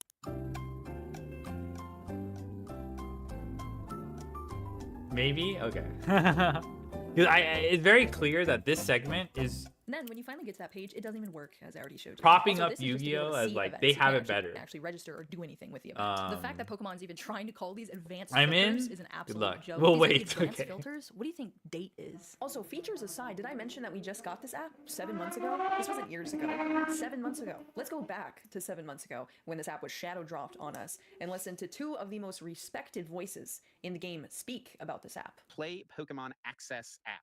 Tool that you can utilize to find events Yeah, nearby. that's you were talking about. You know what's gonna happen. That's true. Competitor. It seems like overall the reception to it for people who have had access to it is like, yeah, this Duel is is a good Cup. app. I think the biggest gripe people have is like the updates they made to the event locator like on browser on desktop. But it seems like the app is like a pretty good, pretty cool thing to have. I mean, it's kind of just like the event locator in app form, basically. App Store to see if I had it or if I could download it, and I can't. I did see Pokemon TCG Live has made it to a 3.9 star rating, which is an improvement. That is a big improvement. It was like Yeah. 2.6 for forever or something like that. But yeah, this is cool. I mean, to have everything in app form on your phone instead of having to go to the website is always like a big improvement. And I'd be curious to see how far they go with this because, like, theoretically, I mean, as right now, you can't register for tournaments on it, as far as I'm aware, or submit deck lists for tournaments. But ideally, having all that in one place on an app in the future. The Magic app that I've been showcasing in this video was out 6 years ago. And you did mention something else that they updated. Oh my god, it's like when they do used to find events the nearby Game to Freak. them. Searching in my city, Raleigh, North Carolina. You can change the distance. You Like can't search they outside show of the 50 miles. Pokemon But Coliseum some people are willing to travel a good animations bit farther and than compare that, them right? to Rural the players Sword and Shield specifically, like, you have animations. to travel well over 50 miles to compete, so that is a little bit of a bummer for sure. The older version of the event locator, I How should say, could this wasn't an issue. And the other thing, is you cannot developer see that the didn't know what dates of Pokemon tournaments. was? It just sorts by store to see like when a tournament is You happening. mentioned You have to MTG a click couple times on now. one Oh, of the that's true. stores Yeah, to they actually did see mention a list of MTG. like all of their upcoming events. The more I think about this, the more the more annoying that seems. It'd be nice to just have a list of all the tournaments if you're trying to compare, like, oh, these are happening on the same day, this location and this Okay, location. fine. I'll add this that. location. And let me tell you, MTG. Zool, that's what it used to be. Oh, okay, yeah. Like I mean, last week. yeah, just make it like a list of events versus a list of stores. They probably should default to a list of tournaments though, because that seems like the more important thing that people are going to want to know. And yeah, also like you said, more distance. Also like a date, like organizing them by date, but maybe it defaults to that. It definitely just goes by distance because this first Oh, okay, store, yeah. their next tournament is August 30th. But if I click on the second one, they have one this coming weekend. Sure, yeah, that's definitely an L. Date, And you time, and you could do all of that like a week ago. So interesting. I wonder, it's- yeah. It's a pretty bad change. It makes me wonder if it was like just some sort of oversight or something like that. But it also makes me wonder how would that even happen, man? Like There's like pretty standard features and filters to have on a certain. Maybe they just haven't put them in there yet. I mean, I wouldn't be like, I could see them like putting this out there and being like, all right, we'll get the rest of the features ready in a couple days or next week. We'll get those out. I can actually answer that question for you right now. They did add a date selection. So I selected a date here. I'm going to search Atlanta, Georgia. All right, let's see. Okay, we still only have, not events, stores. We still only have stores. So let's click the first store and we have, okay, this event is happening at 6:30. Let's go back. All right, and let's see when this one's happening at a different location. Okay, 4:15. All right, so it doesn't put that on top, even though that one was sooner. Cool. All right, let's just click into all of these to figure out what time. Each of them are 7 p.m. on that one. Okay, all right. Wow, what an improvement that this has made. Insane. 6 p.m. on that one. Cool. But hey, at least on the website, it let me select a date. In the mobile app, it is impossible because it just bugs out every single time you try to click a date. It doesn't really matter that it doesn't let me select a date anymore, though, because I can't even search for events anymore. Once it loads, I can show you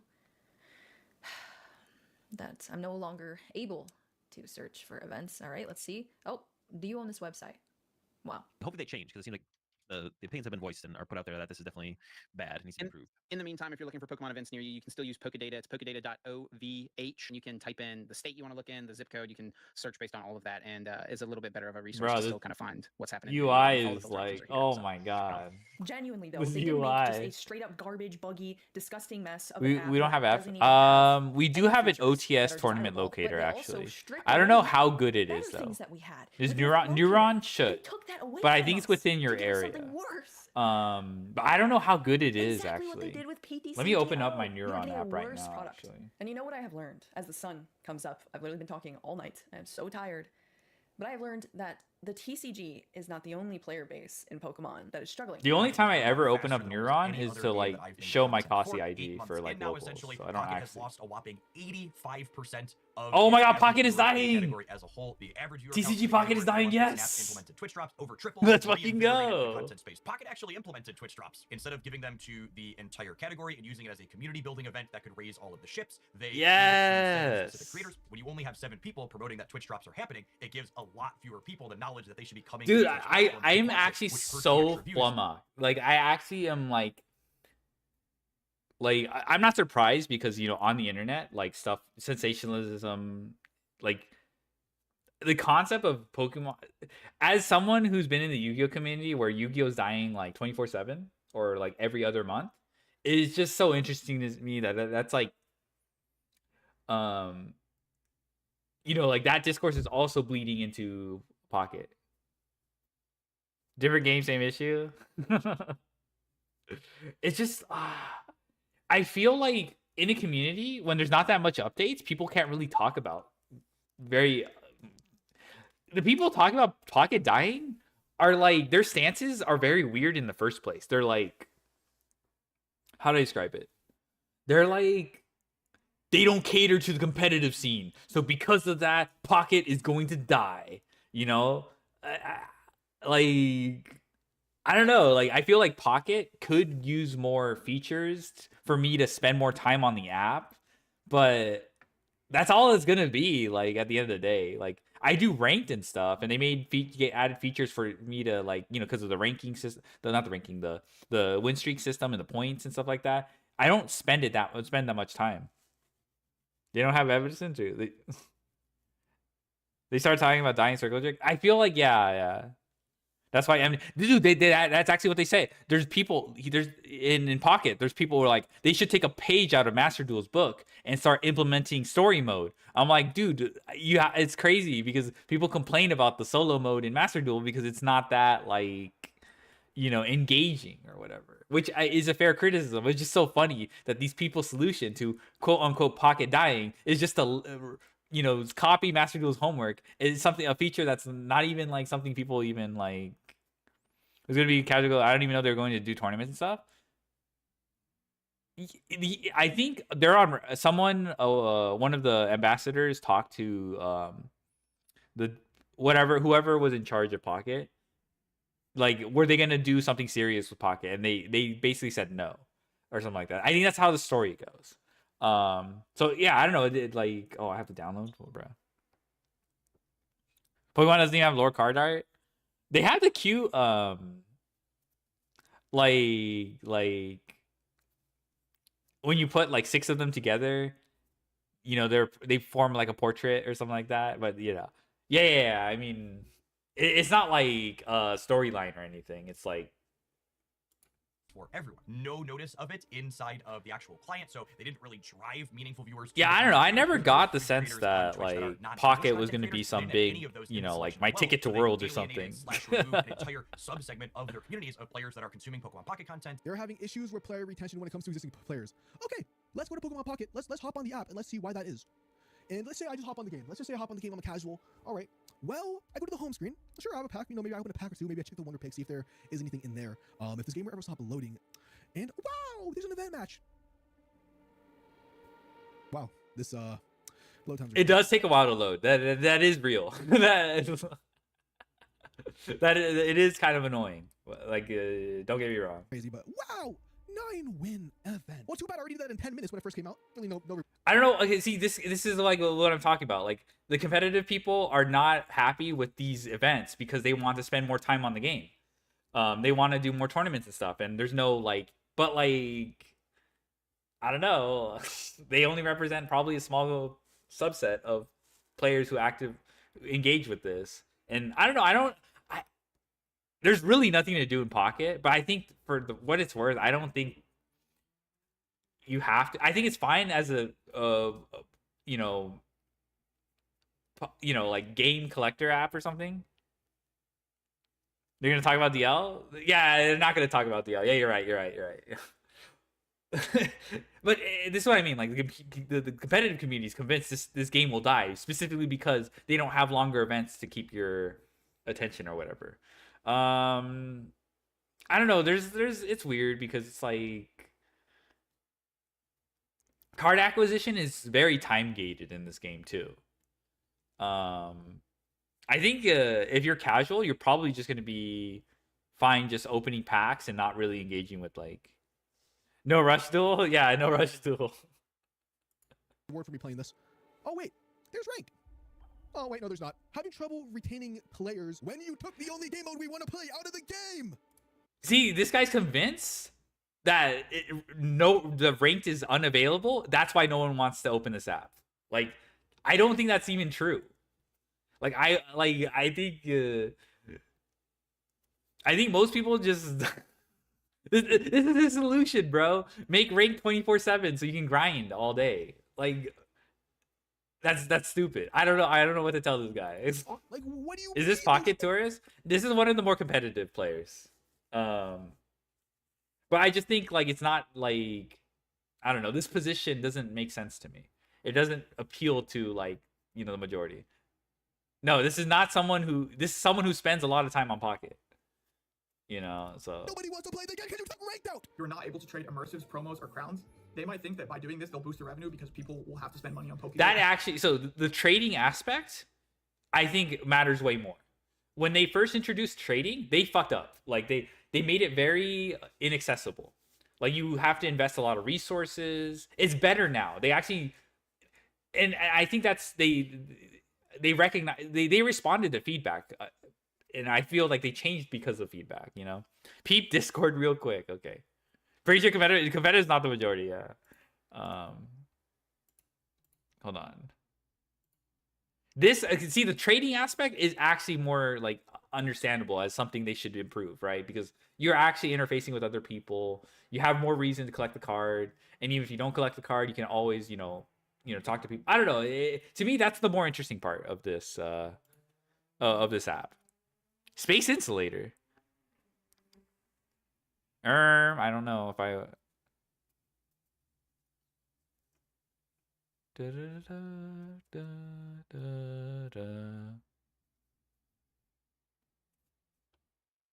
Wait, what am I supposed to see? Infinite cards, 16 card ultimate duel consisting of 15 cards in your starting hand, plus a continuous spell card, infinite cards. Let your power collide and claim victory.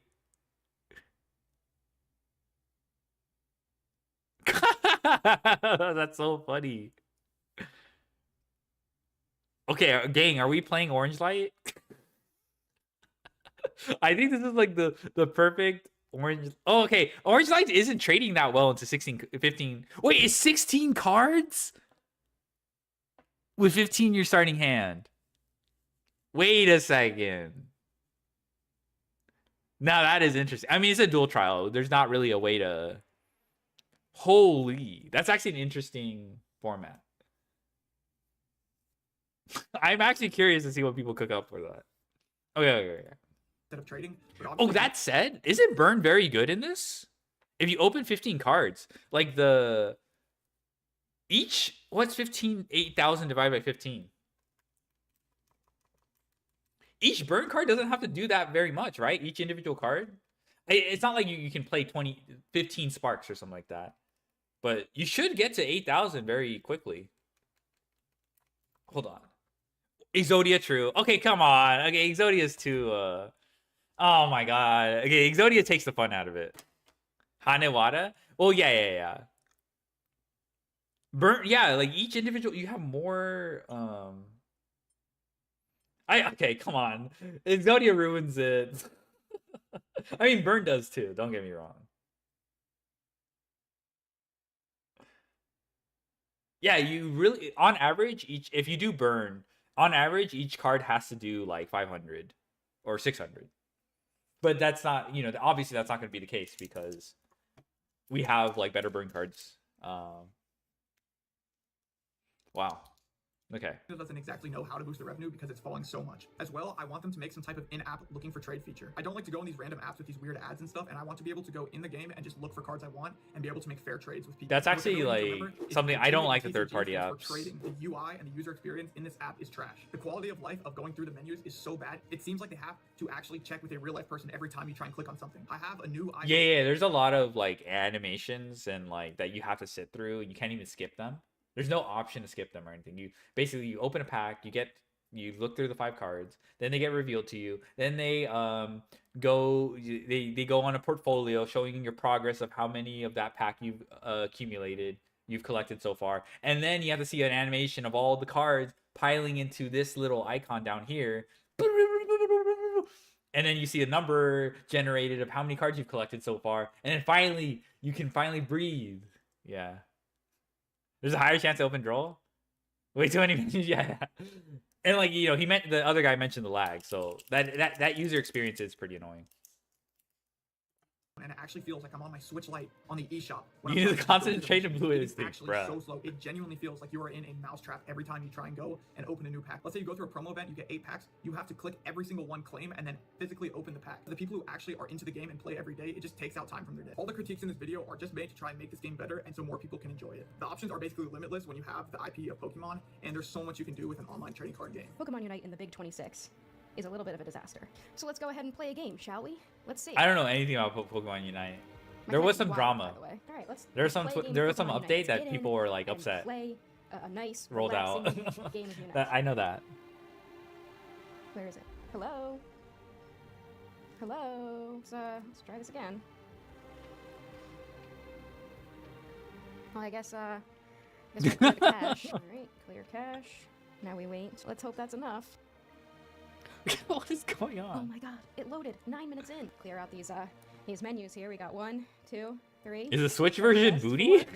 5. This might be a Switch Yes. issue, 7. unironically. Okay, we'll take a look at that. Oh, we've got this. Oh, it's not loaded. Oh, there it is. Good thing we went through all those. The menus, buggiest ports all have those always times been to Switch spend for money, me. and I We're talking about didn't really Unite? benefit, but Yeah, let's I play think we're a talking about game. Unite. hate making these kind of videos as I don't want This might be Switch version, okay? This might be Switch difference.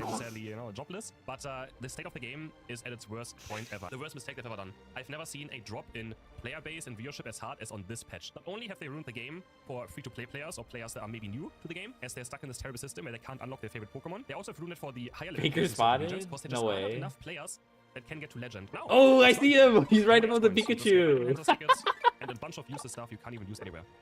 Amazing. I don't know who came up with the system. This system is the worst of Right here, there's Faker. Is he getting... What's going on? Is that a little boo-boo? to game. This is absolutely terrible. Whoever, and the fact that they even package this as like a nice update is so shameless. They just removed EOS coins from this, and they didn't even add license points to it. Like, wake up! What is this company doing? They're straight up just wanting to kill this game. I just see everywhere I go on YouTube, everywhere I go on Twitch, I see down arrows on all my content. It's not even an incentive to play the game.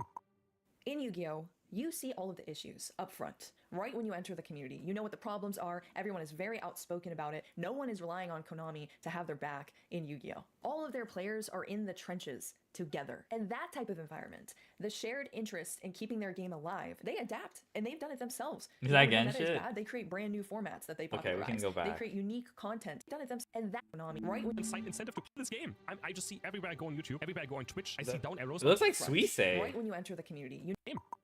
In Yu-Gi-Oh! Everywhere I go on Twitch, I see down arrows on all my content. It's not even an incentive. Trauma. Okay, I don't even know what this is. A blue-haired individual with a sword. Swirlies. That could be some like. It's an Eevee, but it's an Eevee with a Faker face. That's awesome. Okay, but what is this? This is like some profile of a blue-haired woman with a sword. Very flowery, lacy design that does evoke Genshin, Hoyoverse. Oh, it is Genshin. Okay, it is Genshin. Okay. Okay, all right. I see the Hoyoverse visual language. To play the game. In Yu-Gi-Oh! you see all of the issues up front. Right when you enter the community, you know what the problems are. Everyone is very outspoken about it. No one is relying on Konami to have their back in Yu-Gi-Oh! All of their players are in the trenches together. And that type of environment, the shared interest in keeping their game alive, they adapt, and they've done it themselves. You know, when their meta is bad, they create brand new formats that they popularize. They create unique content to enjoy Yu-Gi-Oh! In the non-Konami Yu-Gi-Oh! Type of way. Okay, You know, is that Edison and Genesis? Edison mentioned is not Genesis though, or Time Wizard, because that's Konami. You think this is YGO Redemption? Okay. third-party websites, creating their own formats, creating their own entertainment, and that allows them to not have to even deal with Konami. So when Konami hands them another piece of garbage in their game, they can look at that and say, hey, this is a piece of garbage and we hate it. And yes, that does mean it's going to be more blunt in Yu-Gi-Oh! You're going to see more negative posts, and it's going to be a lot more direct, and maybe what people view as doom posting a lot of times. But I'll tell you what, that to me is the sign of a healthy community, because it is the opposite. I don't know. So many issues. And there is critique, you know, we can leverage against Konami. Like they're Konami bad. Like I don't think I don't think there's any defense of Konami. All right, this is like defending. This is like defending Boeing after their fucking. No one defends Konami. That I've never. Okay, maybe someone will be like back off or something. I don't know. Okay, but Konami's like Boeing, bro. Puking horse. Oh yeah, that's I hate the puking horse. A lot of community responses are like dogpiling. But anyway, okay. Point is, there are times where like a nothing burger happens, but still people spin it into drama. And that pisses me off. Like, it's literally nothing burger, okay? Like, I'm kind of glad the Ash Blossom discourse happened, because at least it took their minds off something. I don't know. They got to exercise their argumentation skills for like something that's not like, I don't know. Yeah. Venue also works with the office of Tokyo Convention. Okay, fine. Okay, fine. We'll do venue decor. MD is not dying, apparently.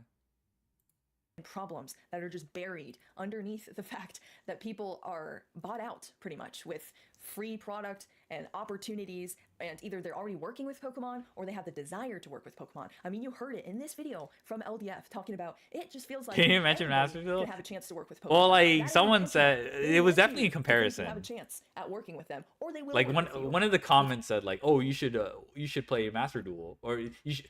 One of the PCTG Live comments were telling PCG Live to be like Master Duel. Is the Pokemon piss chart real? I don't think it's piss. I think it was just since it was like the Twitter sensationalism is real though. But I don't think it was piss. Like you would know, bro. You know what? Like I feel like someone would be able to corroborate that like story, but I don't feel like anyone has. They just circulate that image. Piss smells like shit, bro. There was a story. If anyone's familiar with Alex Hirsch, he's like a cartoonist. He animated Gravity Falls. I think he was more. He debuted with Fishhooks or whatever. But I never watched that show. But Alex Hirsch also voices guest cameos a lot of cartoons. So he's kind of around in the industry.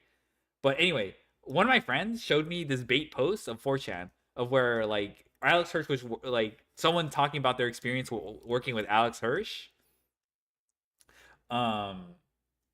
And like it was completely made up.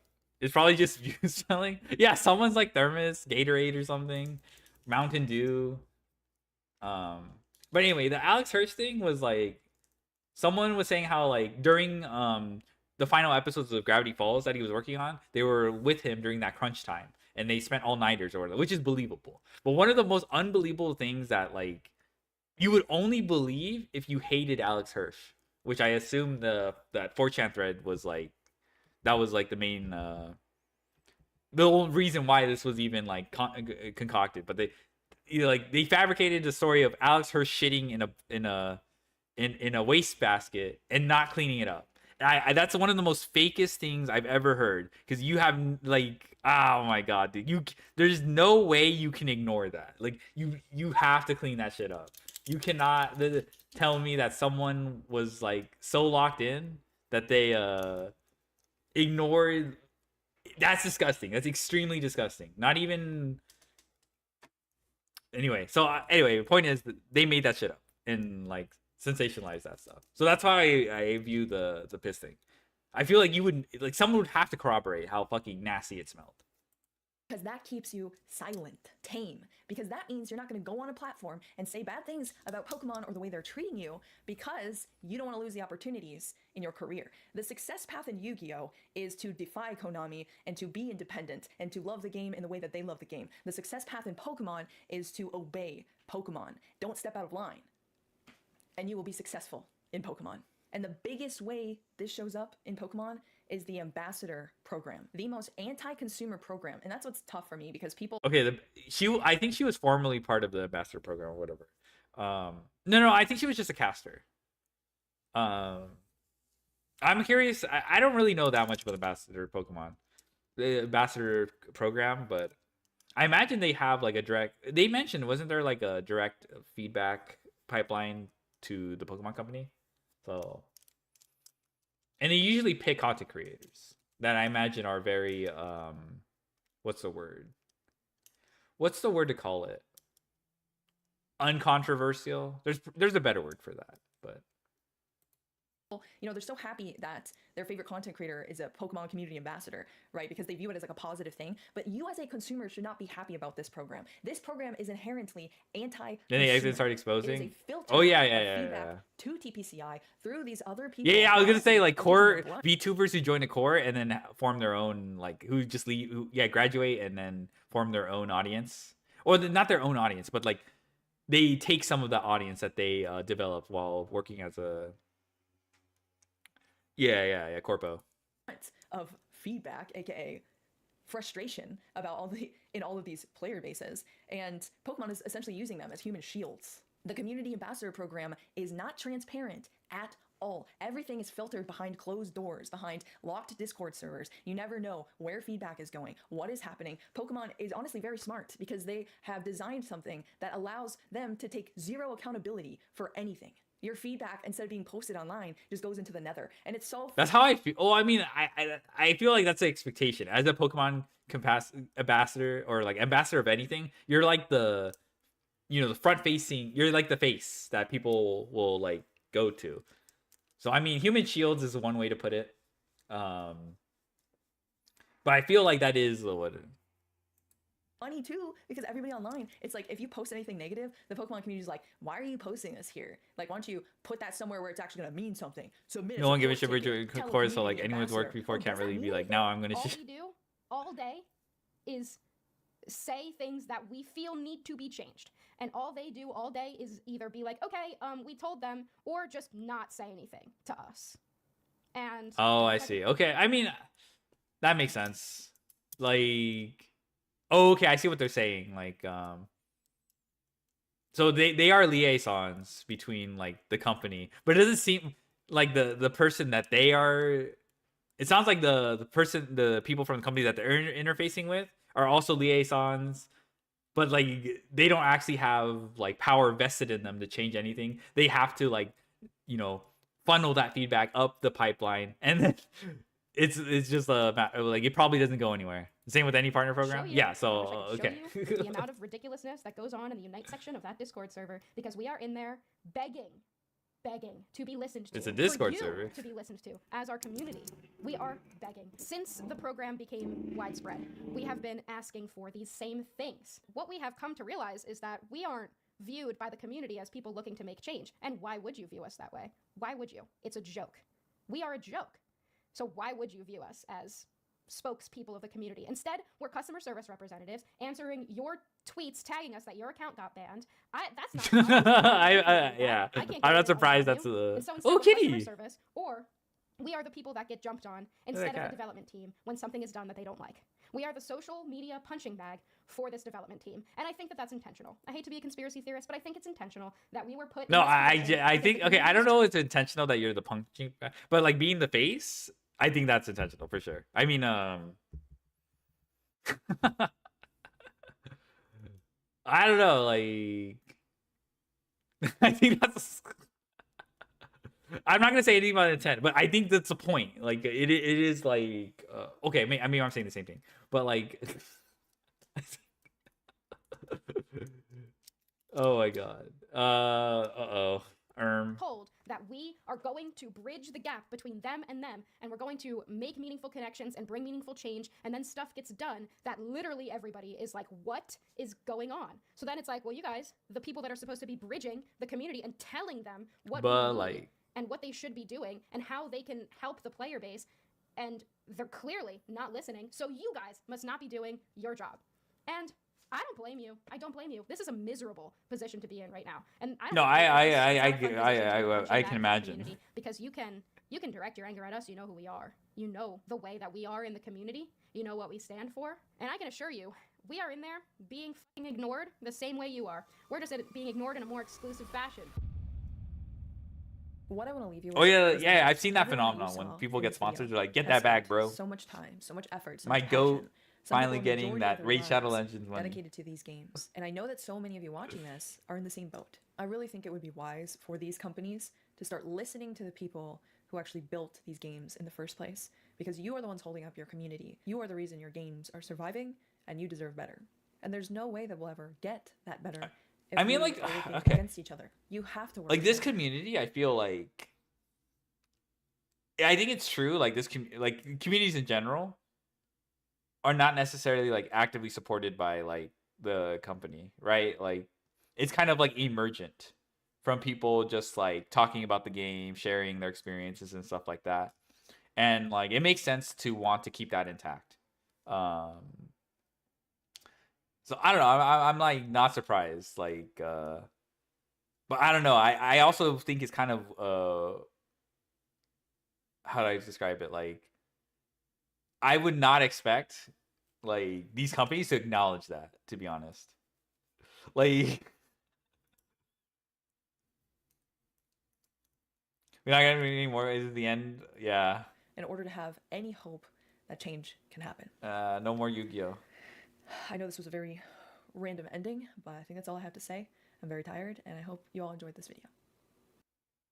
Wow, just straight up. Wow, damn. That's a low note to end on. There's no like happy ending. No rush still. Okay, back to the. No mention of OCG scene, except everything has to go through JP. Okay, they did not mention OCG afterwards. Pull up bingo. Is it not up? It's right here. Unless you mean...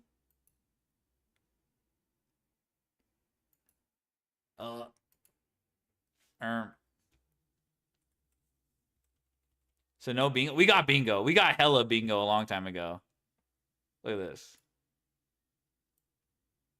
We got hella bingo.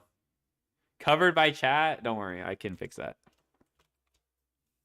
We didn't even do the free either. We got bingo without the free, all right? See what? It's right here.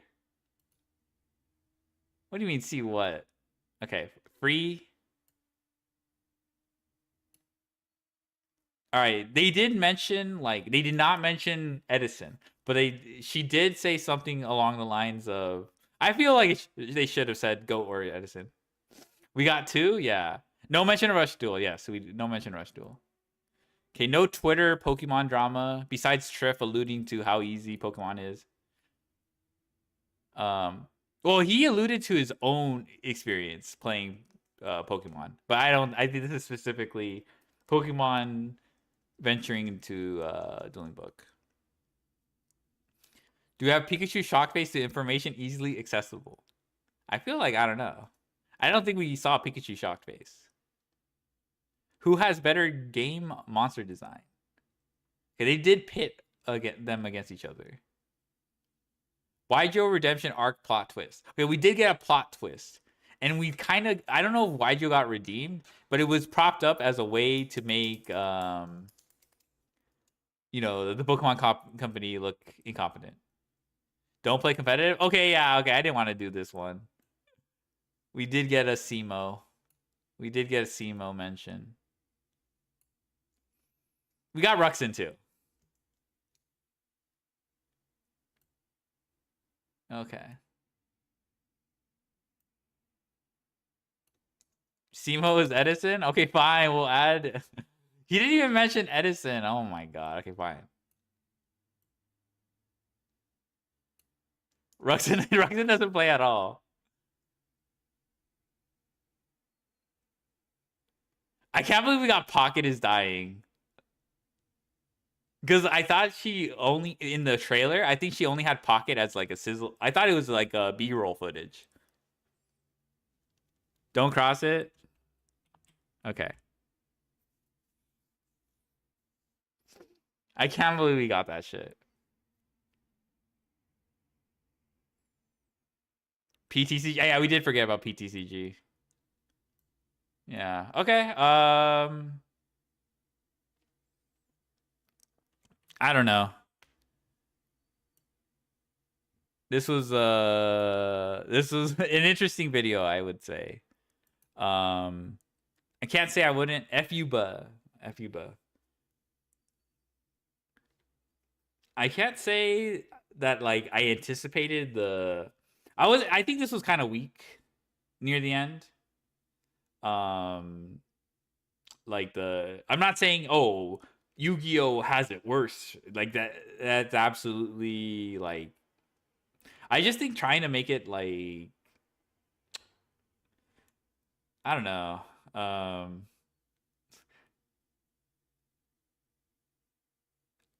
I feel like the most like relevant one was the ambassador program. Thanks, you made it. Nice.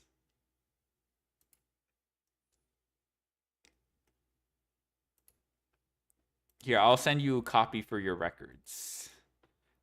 But I don't know if you like the way I marked them. So I'll just show you what you might want to mark them yourself. All right.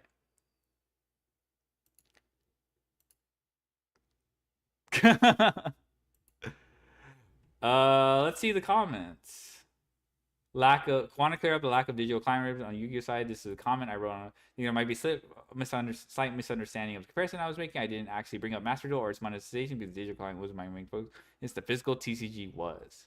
Point was about creative culture. Yu-Gi-Oh community creators are often very vocal and critical about the issues they face with Konami. Pokemon, we see the opposite Golden Age narrative that persists because most influential words tied to TPC1 through exclusive perks paid off. I feel like this is not communicated very well though. Like, okay, now I'm understanding you get exclusive perks, paid opportunities, early access. All of this was not mentioned. Maybe briefly. I guess there's like the ambassadors program, but it didn't really explain what that entailed. I only knew about the ambassador program is because, that shows up on Twitter and like, when you put Snatchy on a shirt. Oh, do they? Yeah, they do, I think. Bugs I showed, which are documented if you haven't faced them, are just examples. Fundamentals go largely unaddressed by influential voices in the community. Then making our client free to play doesn't excuse the lack of functional stability. See, okay, again, this could have been something like, I don't know. Maybe she didn't feel the need to address that, but whatever. Bugs and issues are very widespread, inconsistent. Also, they have said themselves in demo they cannot implement rank ladder because competitive integrity would be compromised due to instability of the game. Why was this not mentioned? This actually would have been a very powerful thing to, like, build your case. Well, okay, I mean, you can't really, like, account for anything, but this is like, okay. I mean, okay, that's why we're editing, so whatever. That's kind of crazy, I'm not gonna lie. That's kind of crazy. As a Yu-Gi-Oh player, I'm kind of glad our community is the air fryer, not the Pokemon piss chair. Dude, the piss chair, people don't even talk about that. Okay, community meme, I guess. People are like, it is kind of gross, though, I will say. But I don't believe it's real. Can't wait to watch this and then Farfa's reaction, the MPT's reaction, to Farfa's reaction, then. And then Joshua reacts to MBT's reaction to Farfa's Team APS reaction. Okay. I'd be interested to see what Josh says. I don't know if he would be interested in watching this, though. Josh is kind of on the line of, like, I don't think he's like a toady for Konami or anything, but he tends to be the least inflammatory when it comes to critique. You know, um, he's very good at measured.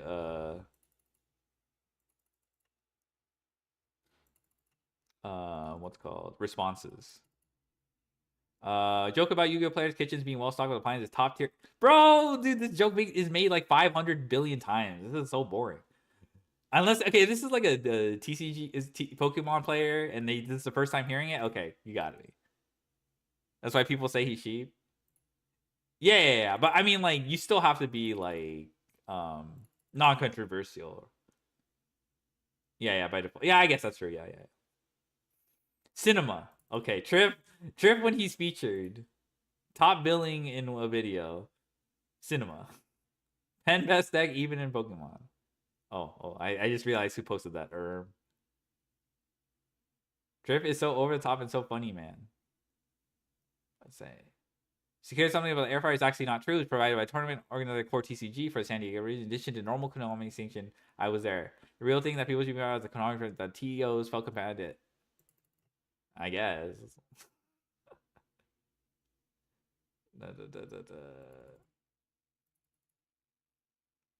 My interview was 2 hours long. We're going through so much video to create this. It's crazy. I love this video so far. Nice.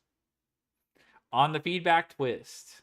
I don't know. This twist was like, I feel like the premise isn't very it's definitely banking on like Yu-Gi-Oh players like being like, "Oh, we have it worse."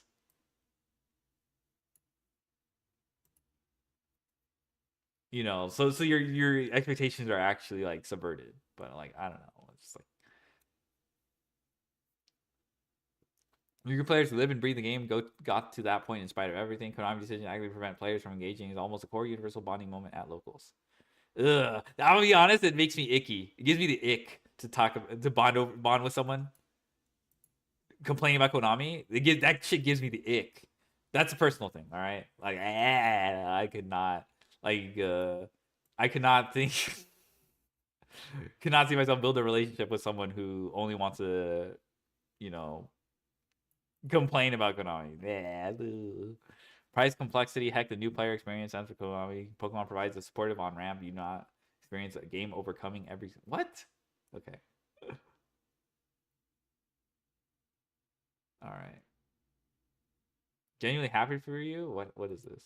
I enjoy them and. Oh, it's Jess. Okay. Yeah. Jess, having fun with Pokemon. There's 2 things I'll give Konami. Notorious horrible company over the past decade plus over Pokemon Company International. That's the reprint policy and our game client. Reprints might come a little later preferred, and the game client is a fake format. What the fuck what is bro talking about? Like, oh my god. Fake format. Fake format is fucking Edo Pro unreleased format where you have fucking all these. That's actual fake format. Oh my god. They improved speed of reprints since I started playing over 5 years, and the client is just so fun that it doesn't matter. It doesn't reflect a paper format. Oh my god, these fucking paper copers. Pokemon TCG Live let me bench a stadium and trick me into thinking I was activating Ultra Ball by showing that card in fact one of his boss's orders. The fact that the client still has not gotten the full functioning side of this point is laughable. It shows that they always collectors and speculators for shiny cardboard without even giving a fraction of care towards people actually read the text on this card. I mean, it is fine to like feel like left behind or whatever, but make format World Championship. I'm just it's like its own thing. Why can't we just like like come on, bro. Edo Pro fucking unreleased format championship. I would like to see that.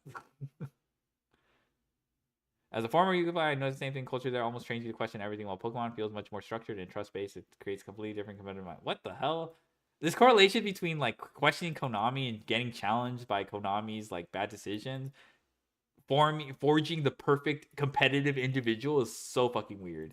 I do not understand this. I feel like you can just like not give a shit about like these internal or like these external decisions and lock in the game. Like I don't. Frosted Karibo. Oh, that's cute. That's cute. Frosted Caribou. Frosted Karibo. That's really cute. Yu-Gi-Oh feels like a Jujutsu Kaisen fight. A guy who's only read one manga. There are probably more players on MD than TCG. That's actually interesting. I'd like to see it. I think just by default because it's like global. I guess you're for TCG. You're also. Do you mean paper as a whole, including OCG, or specifically TCG? I can't explain it. It just does. So if that sounds interesting, you should try it. This sounds like guy who's only watched Boss Baby as his first movie. As a whole, okay.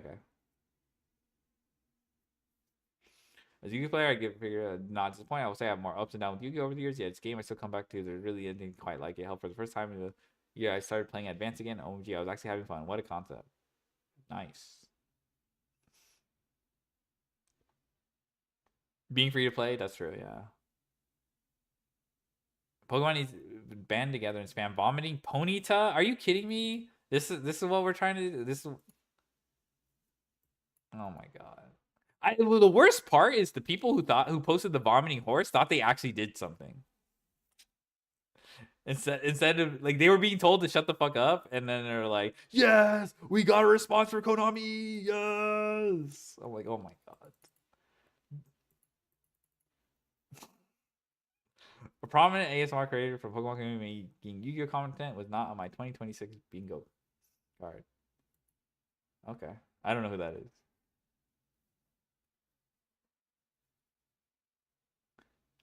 People forget that Gage did it before? What was that? What had happened is he posted the first episode, and it did okay, but it was a brand new channel, like no one really saw it. And then he posted a second episode, and then I believe it was Farfa who watched it on stream, tweeted it, and then Simo tweeted it, and DZ tweeted it, and everyone in the Yu-Gi-Oh space was like, bro, this is insane, the level of quality is cracked. This is the level of quality that we should aspire to achieve. Oh, you know who I think this is? This is Ruggles. I think he's talking about Ruggles.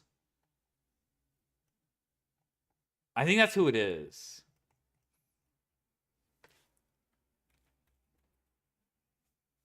I think this is Ruggles who they're talking about. Yeah, it is Ruggles. Oh my god, I'm so stupid. I didn't pay attention. Yeah, Ruggles. If you've seen his videos, they're very, very like they're like I don't even want to call them vlogs. The return to Yu-Gi-Oh vid is like very, very high production. That's who they're talking about. Okay, I'm glad I clocked it before being, even though I watched this. I should have. This is Ruggles. Oh my god. My boy Ruggles. So Ruggles, another buddy of mine here from Toronto, he's a Yu-Gi-Oh vlogger. He introduced cinematography to his vlogs. Dude, yeah, Ruggles are pretty good vibe. All this stuff. He did the Returning to Yu-Gi-Oh series, which was very popular. What had happened is he posted the first episode, and it did okay, but it was a brand new channel, like no one really saw it. And then he posted a second episode, and then I believe it was Farfa who watched it on stream, tweeted it, and then Simo tweeted it, and DZ tweeted it, and everyone in the Yu-Gi-Oh space was like, bro, this is insane. The level of quality is cracked. This is the level of quality that we should aspire to achieve in the Yu-Gi-Oh space. One person raises the bar, and everyone goes like, oh shit, I want to do that. And then everyone else raised the bar, and you go, oh shit, I want to do that. You raise the bar, and so it's like the all ships rise with the tide kind of thing. We just like kind of lifted each other up, and now everyone is just upping the bar as much as they can. It's really cool. It's alright. I'm not a huge fan of that like sphere of Yu-Gi-Oh content, but Ruggles videos are pretty like legit. The piss chair, yes, the piss chair.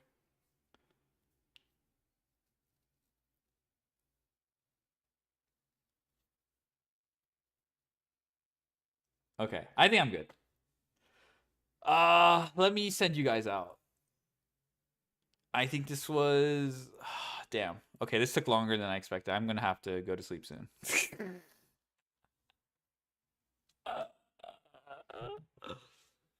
It is what it is.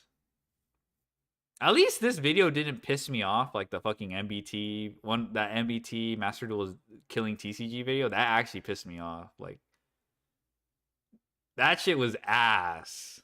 Raid Donut Man? Nah, it's okay. Nah. I'm not gonna punish y'all. Y'all have been very chill. I'm not gonna send you guys to Donut Man.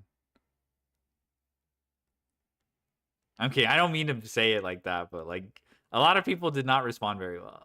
People were like, "What the fuck?"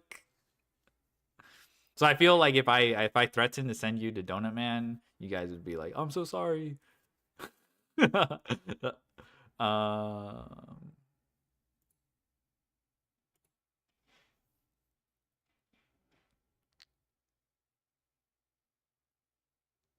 All right.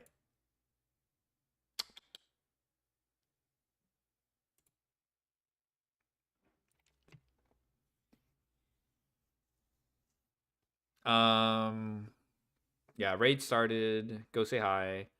I don't know what to say. Yeah, like I said, I was saying earlier that at least this video didn't piss me off like the fucking MV. That MVT video sucked. Big buzz. That's how bad it was. Sag. Yeah, you're gonna have two Aria tabs, please. Sag. So okay, I have 50 seconds. I guess plan wise, I have to rush Master 1 soon. And it's gonna be harder because 3 because rated, true. I'm gonna have to figure out how I want to do that. Saturday, I'm gonna be out for sure. My schedule's not that bad where I can't but I can't do like 12 hours or something like that. Maybe Sunday I can do that, but I can't do it late night otherwise because I have to wake up early, very early for Monday. All right, I'll figure it out. After Master 1, I'll do Pokemon XD, and then that should take like 2 to 3 days or something. All right, bye-bye. Thanks for joining me. Y'all were chill. Bye-bye.